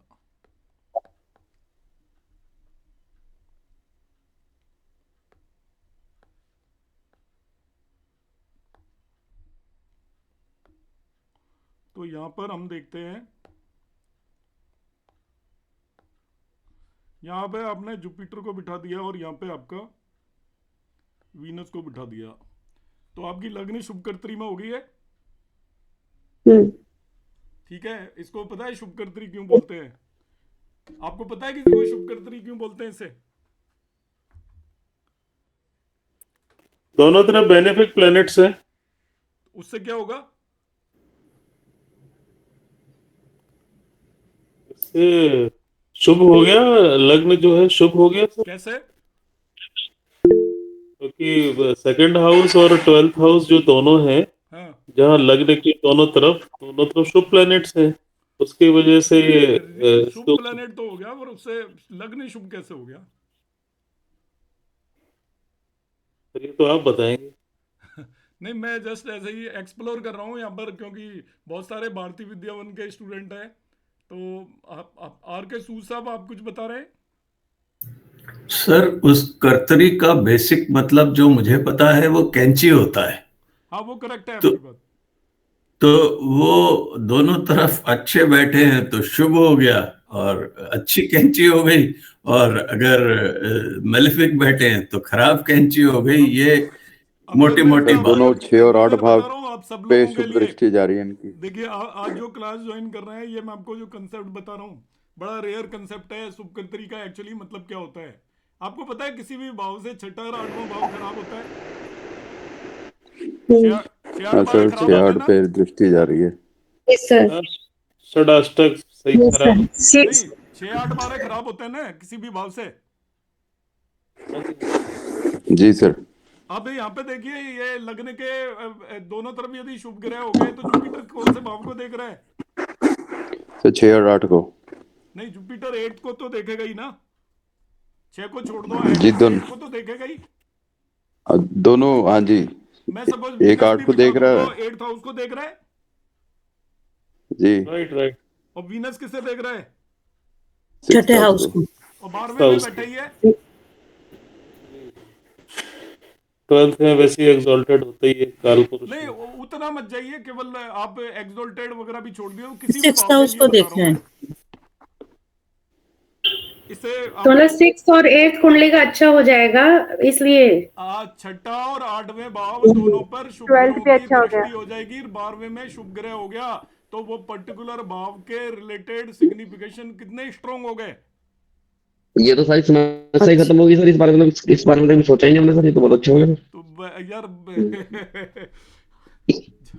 इस एंगल से तो कभी सोचा ही नहीं सर। अगर इसी में गुरु के साथ मंगल भी बैठ जाए तो नहीं मैडम, वो आप उसको वो चेंजेस है। मंगल बैठा है तो वो किस डिग्री पर बैठा है? वो कम डिग्री पर है, ज्यादा डिग्री पर नहीं, मतलब फिर वो शुभ कर्तरी रह जाएगा कि नहीं रह जाएगा? हाँ, ये मेरा उतना स्ट्रॉन्ग नहीं रहेगा। नहीं तो सर, अगर जुपिटर और वीनस दोनों के साथ एक एक अशुभ ग्रह भी बैठे हो, तो फिर क्या वो शुभ कर? देखो, एक संत के साथ एक राक्षस बैठा है तो उसका असर हो जाएगा। आप उसको केसेस को एस्ट्रोलॉजी में क्या है, अपने आप से असेस करना चाहिए। ये परफेक्ट प्योर कंडीशन में ही शुभ कर्तरी है। यदि एक मेलिफिक आ जाएगा तो उसका मेलिफिक का असर इस प्लेनेट पे भी पड़ जाएगा, बेनिफिक पे। तो फिर सर वो पाप कर्तरी हो जाएगी क्या सर? फिर वो पाप हो जाएगी आपकी। नहीं तो वो पाप कर्तरी भी तो बन सकती है ना, अगर दोनों तरफ बन जाएगा। ये अभी मैं आपको एग्जांपल और देखिए जरा। पाप कर्तरी आपने बोला है तो मैं आपको दिखाता हूँ, देखिए क्या है कहानी।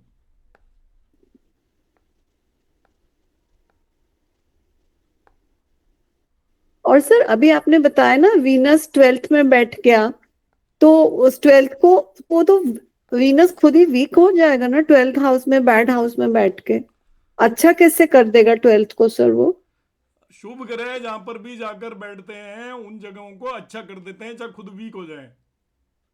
चाहे खुद वीक हो जाए, ठीक है, ओके सर। आपके शुभ लॉर्ड यदि 6-8-12 में जाके बैठ गए तो 6-8-12 अच्छे हो गए आपके, वो प्लेनेट वीक हो गया, एक अलग बात है। अब यहाँ पर देखिए, ये आपकी लग्न, यहाँ पर मैंने आपका सपोज मरकरी भी शुभ ग्रह होता है कई केसेस में। मरकरी बिठा दिया, वीनस बिठा दिया। अब क्या हुआ, ये इसको क्यों शुभ कर्तरी बोलते हैं उसका रीजन बता रहा हूं मैं आपको। जब भी किसी भी भाव के दोनों तरफ शुभ ग्रह बैठे होते हैं तो उससे 6ठा और 8वें भाव पर शुभ ग्रहों की दृष्टि हो जाती है। इसलिए छठे और आठवें भाव प्रोटेक्ट हो जाते हैं, स्ट्रांग हो जाते हैं, इसलिए इसको शुभ कर्तरी बोला जाता है। और यदि यहाँ पर अशुभ ग्रह बैठ जाए, सपोज यहाँ मार्स बैठ गया और यहाँ पर आपने सैटर्न को बिठा दिया, तो छठे और आठवें भाव पर दृष्टि आपकी किसकी आ गई, मैलिफिक प्लेनेट की आ गई, तो वो और खराब हो गया भाव, क्योंकि उसके छठे और आठवें भाव जो खराब भाव हैं वो आपके और भी ज्यादा खराब हो गए, क्योंकि उन पर दृष्टि किसकी पड़ रही है, अशुभ ग्रहों की दृष्टि पड़ रही है, इसलिए उसको पाप कर्तरी बोलते हैं। This the concept behind the कर्तरी। अब इसमें देखिए, अब वो आपका जैसे शुक्र किसी भी जगह पर जाकर बैठा है तो शुक्र खराब होगा, जगह को थोड़ी खराब करेगा वो। ठीक है सर, जो ठीक शुभ है। ग्रह हैं वो शुभ होते हैं। अब शुभ ग्रह अच्छी जगह पे बैठे हैं, शुभ ग्रह का मतलब ये होता है एक संत आपके राक्षस के घर में भी जाकर बैठ गया तो राक्षस का घर तो अच्छा हो गया, संत को प्रॉब्लम होगी वो हाँ। एक अलग बात है।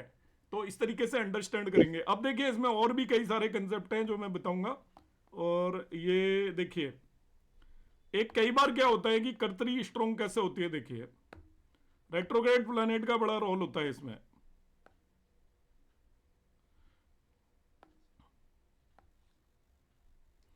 कि आपका ये यहां पर जुपिटर है कोई भी, और ये है रेट्रो,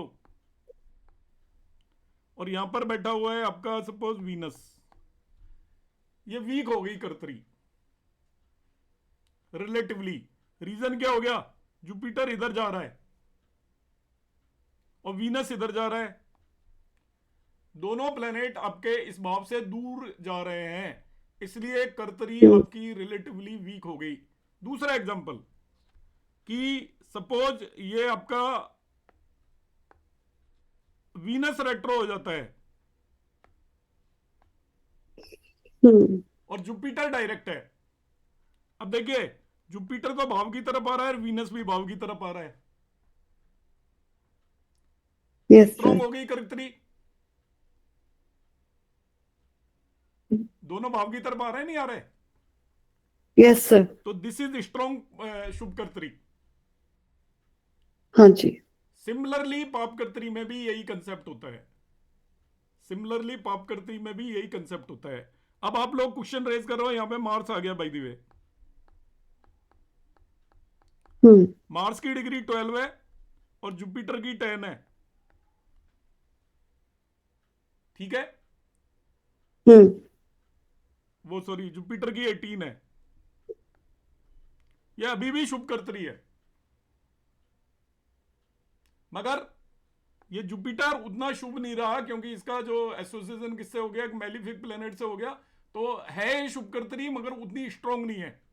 रीजन क्या है कि आपके छठे भाव को जुपिटर देख रहा है मगर साथ में मार्स भी देख रहा है, तो 6th हाउस उतना स्ट्रांग नहीं हुआ, न्यूट्रल हो गया एक तरीके से। मगर अभी भी 8th हाउस आपका स्ट्रांग है क्योंकि उसको एक शुभ ग्रह देख रहा है, तो ये जो शुभ कर्तरी है पुरानी वाली शुभ कर्तरी के कंपैरिजन में ये वीकर हो जाएगी। इस तरीके से इसको हम इंटरप्रेट करेंगे। अब इससे रिलेटेड कोई क्वेश्चन पूछना है तो आप पूछ सकते हो। सर कर्तरी में योग कारक कुछ को लेते हैं, वो सारी चीजें योग कारक से तो कोई लेना देना नहीं है, शुभ और अशुभ देखने कोई कर्तरी की वजह से कोई रिजल्ट थोड़ी देगा वो तो।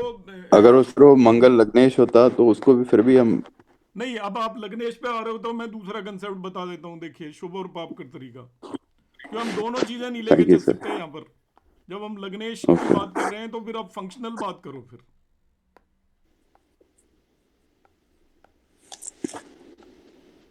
कि अब लग्नेश की बात कर रहे हो तो बेसिकली कर्तरी के दो कंसेप्ट होते हैं। कुछ लोग क्या कहते हैं कि नेचुरल के बेस पर कर्तरी यूज करते हैं, नेचुरल, और कुछ लोग करते हैं लॉर्डशिप के बेस पर। और मैं अपना बता देता हूं, मैं नेचुरल के बेस पे यूज नहीं करता, मैं लॉर्डशिप के बेस पे यूज करता हूं। सपोज ये आपका एरीज लगने की कुंडली हो गई,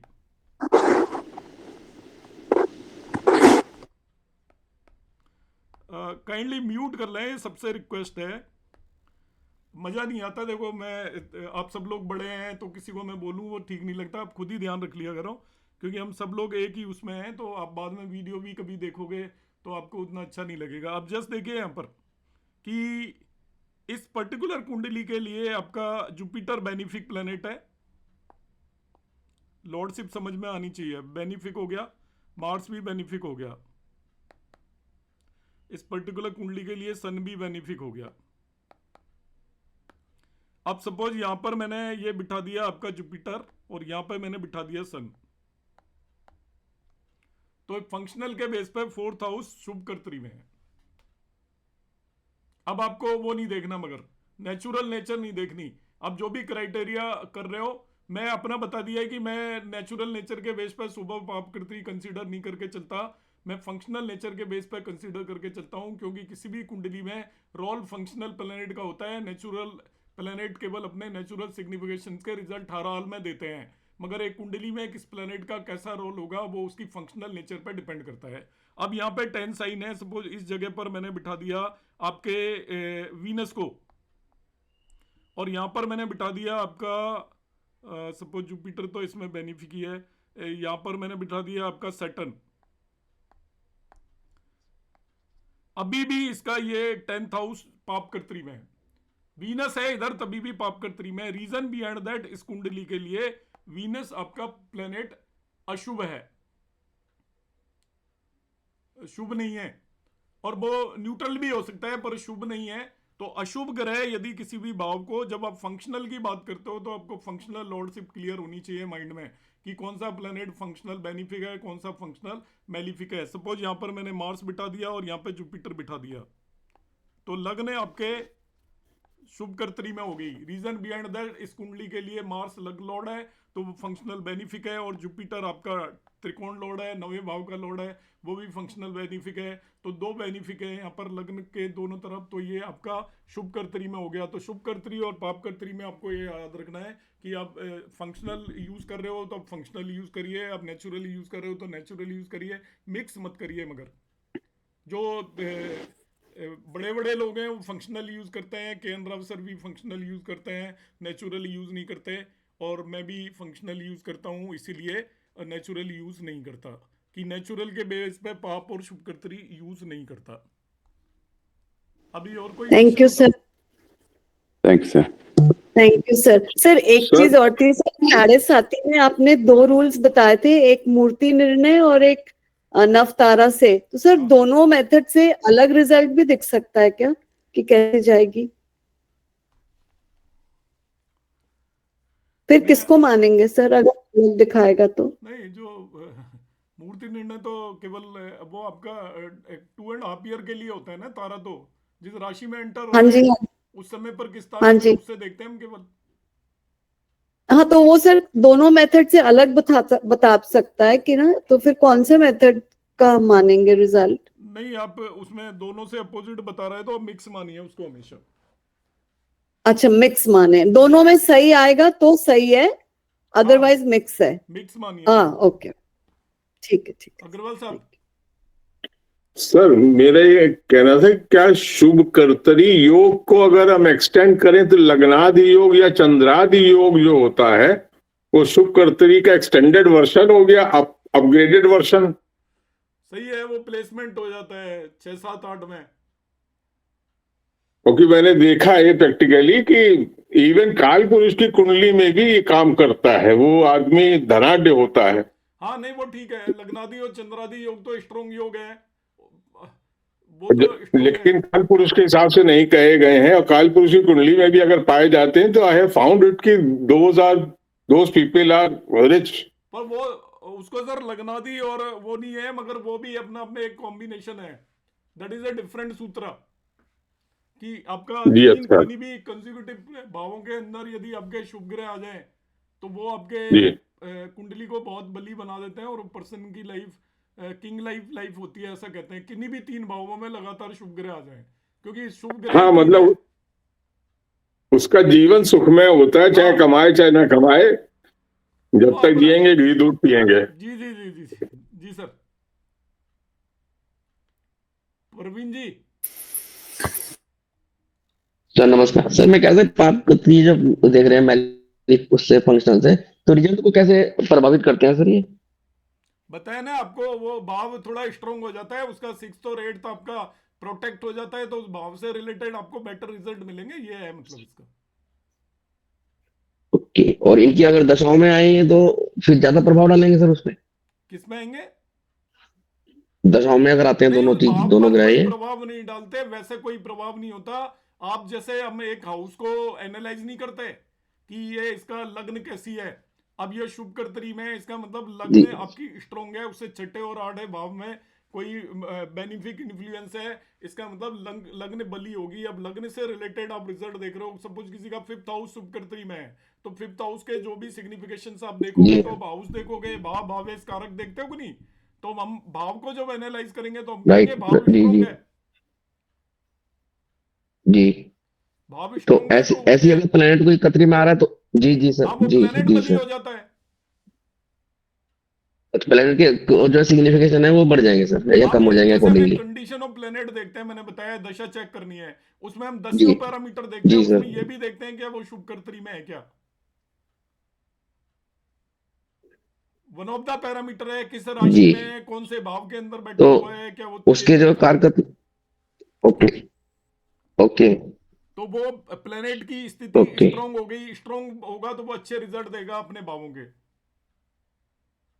जी सर उसकी थैंक यू सर। कंडीशन, जैसे आप किस लोकेलिटी में रह रहे हो, आपके अड़ोस पड़ोस में कौन है, वो वाली स्थिति है, आपके अड़ोस पड़ोस में अच्छे लोग होंगे जी तो फिर आपका उसी तरीके से आपका वो होगा, आपके अड़ोस पड़ोस में यदि खराब लोग होंगे तो आप परेशान होते रहोगे, तो रिजल्ट कहां से दे पाओगे। तो वो रिजल्ट जी देने सर में जब हमें किसी जी भी प्लेनेट या भाव की स्ट्रेंथ को मेजर करते हैं कि इसकी कुंडली में ये भाव कैसा है, वहां पर शुभ और पाप कर्तरी का यूज होता है, ना कि उनकी दशाओं की वजह से इस पर कुछ फर्क पड़ेगा। ओके जी ठीक है सर थैंक यू। सर मेरा ये पूछना था कि जैसे आप बता रहे थे कि ये दोनों शुभ ग्रह हैं वीनस और जुपिटर, लेकिन यदि ये राहु केतु एक्सिस पे आ जाएं तो इनकी वो कम हो जाएगा? हाँ, शुभता कम हो जाएगी। अच्छा, दूसरा सर यदि मरकरी और मार्स एक दूसरे को देख रहे हैं तो मरकरी की दृष्टि मार्स पर शुभ होगी और मार्स की दृष्टि मरकरी पर अशुभ मानी जाएगी? नहीं, वो लॉर्डशिप देखनी पड़ेगी ना आपको। जी लॉर्डशिप यदि शुभ है तो वो शुभ मानी जाएगी, और लॉर्डशिप, और वैसे जो म्यूचुअल एस्पेक्ट होता है उसमें वो ओवरऑल इफेक्ट होता है एवरेज। म्यूचुअल जी एस्पेक्ट में दोनों एक दूसरे के ऊपर असर डाल रहे होते हैं, पर इन जनरल यदि एक ही देख रहा हो तो आप उसकी लॉर्डशिप देखो कि वो जी यदि जो बेनिफिक है उस कुंडली के लिए उसकी दृष्टि को शुभ माना जाता है, और मेलिफिक है उसकी दृष्टि को अशुभ माना जाता है। ठीक है सर, ठीक है, thank you sir. Rahul ji. Sir एक छोटा सा क्वेश्चन था मारक भाव से लेके, अगर मारक वो अगर वो स्वराशि का हो, फॉर एग्जांपल तुला लगन की कुंडली में जैसे मारक, अच्छा सर, इवन वो मेलिफिक, मतलब बहुत बुरी तरह मारेगा, बली हो गया मारक। अच्छा सर, तो जिसने मारना है वो ताकतवर हो गया तो वो आपको और ज्यादा वो करेगा। इवन वो जो पंच महापुरुष योग बना के बैठता है तो फिर भी योग का तो कोई रोल ही नहीं है ना, फिर जब मारक हो गया तो आप और चीजें मत देखो ना उसमें। वो आपको अच्छा जी, जहाँ आपने वेल्थ देखनी है, सेकंड लॉर्ड है तो वो पैसे देगा, तो महापुरुष योग के हिसाब से आपको पैसे दे देगा, मगर मारने की ड्यूटी उसकी लगा रखी है, तो मारना भी तो उसी नहीं है ना। एक्चुअली अब ठीक है सर, प्लेनेट को हम किस वजह से देख रहे हैं, कब देख रहे हैं, उसकी उम्र हो चुकी है तो मारक का रोल प्ले करेगा। देखिए 7th लॉर्ड मारक होता है, और 7th लॉर्ड शादी भी करवाता है, 7th लॉर्ड पार्टनरशिप भी करवाता है, 7th लॉर्ड बिजनेस भी करवाता है। अब हमको देखना पड़ेगा देश काल पात्र के हिसाब से, यदि कोई पर्सन 25 से 30 साल का है तो हम सोचेंगे इसको लाइफ पार्टनर मिलेगा और बिजनेस में ग्रोथ मिलेगी। बंदे की एज होगी 70-80, या हमने उम्र कैलकुलेट कर ली, उस समय पर मारक का रोल आ रहा है तो वो मारक की तरह एक्ट करेगा। तो एक ही प्लेनेट के अलग अलग रोल होते हैं। ठीक है ठीक है, ऐसा कुछ नहीं है सर कि जो बेनिफिक हैं वो केंद्र में ज्यादा प्रबल मारक रहते हैं और जो मेलेफिक हैं वो कम मारक, या फिर ऐसा नहीं है, मतलब अच्छा जी ठीक है। बेनिफिक के ज्यादा खराब मारक इसलिए माना जाता है कि आपको बचाने वाला कोई नहीं बचता जब वो मारक हो जाता है। अच्छा ठीक है सर, आपको किल करने वाला है तो बचाएगा कौन।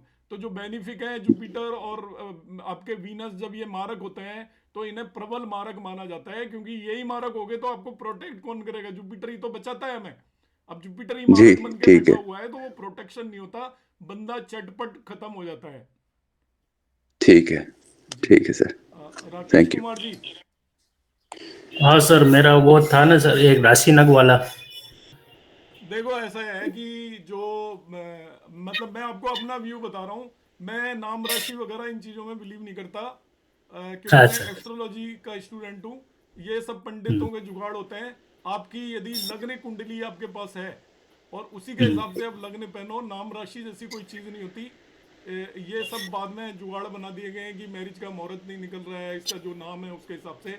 आप अपनी लग्न देखो, आपकी लग्न कुंडली के अंदर यदि वो आपके बेनिफिक प्लैनेट हैं उनके आप नग पहन सकते हो, और मेलिफिक प्लैनेट के जो नग हैं वो आपको नेगेटिव इन्फ्लुएंस देंगे। यदि आपकी कुंडली के अंदर 1, 5 और 9 पहले भाव, 5वें भाव और 9वें भाव के स्वामी हैं, उनके अलावा किसी के भी नग आपको नहीं पहनने चाहिए। नाम राशि का मुझे जानकारी नहीं है वो किस बेसिस पे उन्होंने ये कंसेप्ट बताया है। क्लास 6 में नाम राशि जैसी कोई चीज़ नहीं होती।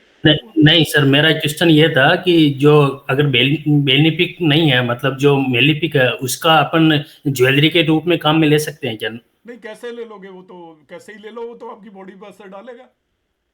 और वो राशि वाला कॉन्सेप्ट ये था सर कि जैसे बहुत सौ के जन्म की राशि तो अलग होती है और प्रचलित राशि, जैसे मेरी मान लो अभी तुला राशि है बोलचाल में, लेकिन जन्म की राशि मेरी कुंभ राशि है। वही है, कुंभ राशि है आपकी।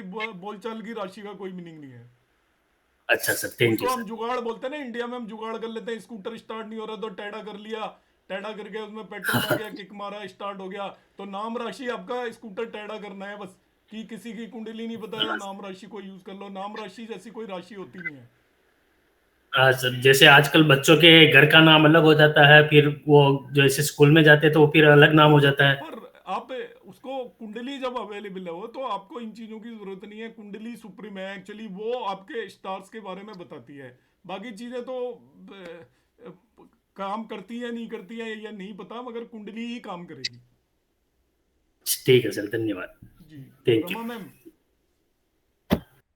नमस्ते सर। जी नमस्ते। सर जैसे सर धनु लगन की कुंडली में सर सप्तम भाव को मुझे देखना है वो कितना मतलब वीक है या स्ट्रांग है।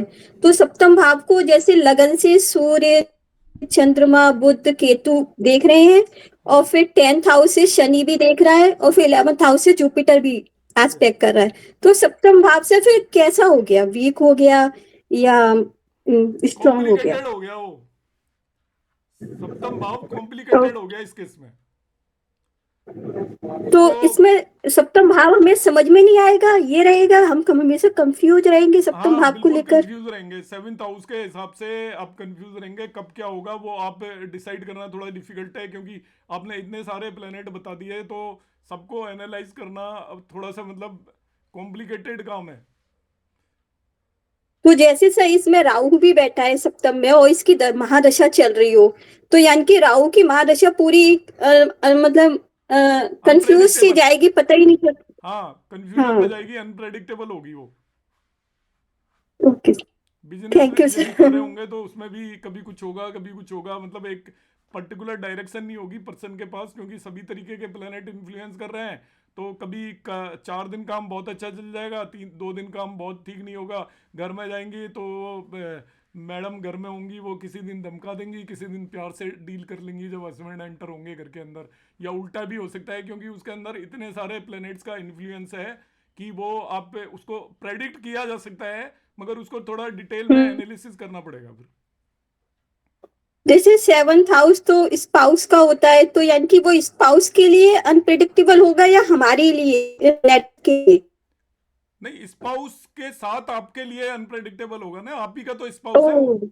ओके, यस तो यस, उनका स्पाउस ओके। तो आपके लिए जो स्पाउस है या आपकी जो मैरिड लाइफ है उसके अंदर थोड़ा अनप्रेडिक्टेबिलिटी होगी। और जरूरी नहीं है मैरिड लाइफ में ही हो सकता है आपके बिजनेस में हो।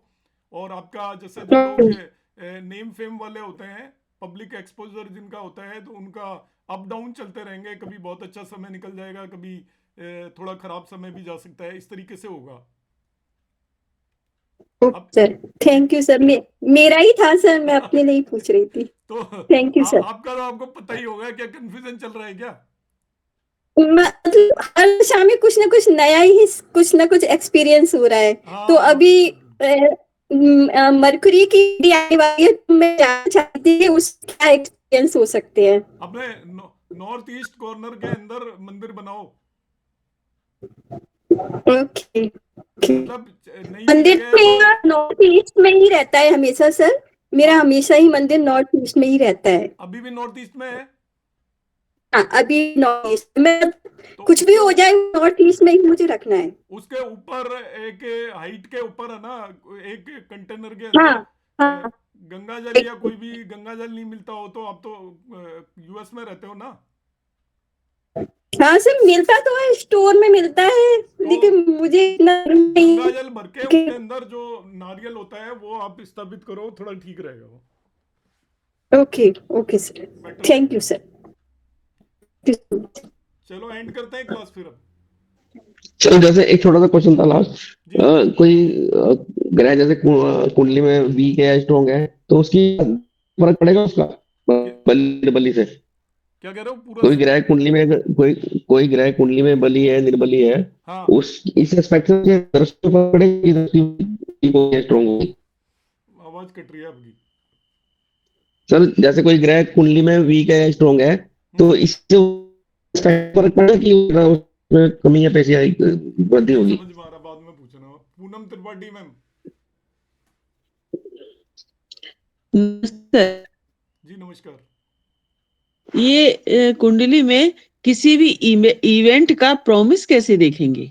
प्रॉमिस कैसे देखेंगे? तो वो जी चलो अब नेक्स्ट क्लास में क्वेश्चन पूछना, लंबा क्वेश्चन है अभी है जी आपने अभी पूछा है, अगली क्लास में शुरुआत में पूछना, मैं प्रॉमिस देखना बताऊंगा आपको किस जी तरीके जी से देखना है। जी जी thank you sir. Next class में पूछ लेना अब अगले संडे को, तो हम प्रॉमिस देखना मैं बताऊंगा, सबके काम हो जाएगा कैसे देखना है। जी कविता मैम आप पूछिए। जी गुरुजी रिकॉर्डिंग मिलेगी इसकी? मैम मिलेगी, आप ये चीज बार बार मत पूछा करो, मैं तो देता ही हूँ ना हर क्लास में। देता ही हूँ जी मैं मैं हर तो क्लास में। इन्हें और किस्मत टाइम में के नहीं हुआ तो बात कंफ्यूजन अलग में है, मेरी वो क्लास रिकॉर्डिंग मिस होगी ना। जी सर जी आवाज आ रही है? बोलिए आप। सर आवाज आ रही है सर? मैडम बोलिए, मैं थक चुका हूँ, आप जल्दी पूछ लीजिए वरना मैं क्लास क्लोज करूंगा। ठीक ठीक है सर, कर लो, कोई नहीं, मैं नेक्स्ट टाइम पूछ लूंगी। चलो कोई अनीता बात नहीं मैम आपने कुछ पूछना है? सर, मेरा वो काम कर दो बस, इतना सा जो छोटा सा बोला हुआ, 3 महीने हो गए सर। सर प्लीज नहीं मैंने वो बिटिया बंद कर कर दो दिया एक्चुअली काम करना। सर, वो बिटिया परेशान है, एक बार अब उसको मेरे पास तसल्ली हो मैडम उसका जाएगी। कोई उपाय नहीं है, तो वो मैं नहीं करता, जब मेरे को कोई उपाय नजर नहीं आ रहा आप ये मान के चलो, आप उसके लिए इंसिस्ट मत करो मुझे। ठीक है। आप तो खुद एस्ट्रोलॉजी जानते हो, तो उसमें जो भी चीजें होती हैं कि मुझे कुछ बताने लायक लगना चाहिए या मैं बताने की स्थिति में हूँ, अपने आप को फील करूंगा तो ही मैं बताऊंगा, अदरवाइज मैं जनरली बताता नहीं हूँ। तो अनीता मैम आप कुछ पूछ रहे हैं? नमस्ते सर। नहीं सर। अच्छा ठीक है, फिर मैं एंड कर रहा हूँ क्लास। अभी परवीन जी का क्वेश्चन रहेगा, वो शायद ये पूछ रहे थे कि वो प्लेनेट स्ट्रॉन्ग है तो उसका एस्पेक्ट का क्या असर पड़ेगा दूसरे पर्टिकुलर जी सर, यही पूछ रहा था जी सर। हाँ। बिल्कुल। अब ये है कि स्ट्रॉन्ग है तो उसका एस्पेक्ट स्ट्रॉन्ग मान लो आप, थोड़ा अच्छा रहेगा, पर ये मत करने लग तो जाना नीच का है, लॉर्डशिप ज्यादा देखी जाती है ना कि स्ट्रेंथ एस्पेक्ट के केस में।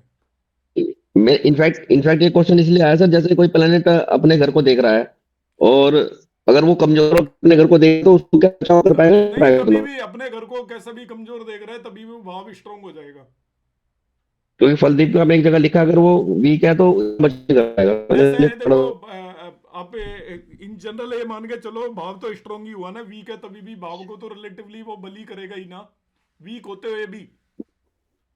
जी सर। अब ये वो थोड़ा बली है तो ज्यादा बेटर एस्पेक्ट होगा, मगर यदि वो वीक भी है और अपने घर को देख रहा है तो उसका भाव तो स्ट्रॉन्ग हो ही गया ना, भाव कमजोर तो नहीं हुआ, जी सर। तो वो बली ही होगा भाव। ठीक है सर, थैंक यू। चलो एंड करते हैं, नमस्कार सभी को, गुड नाइट।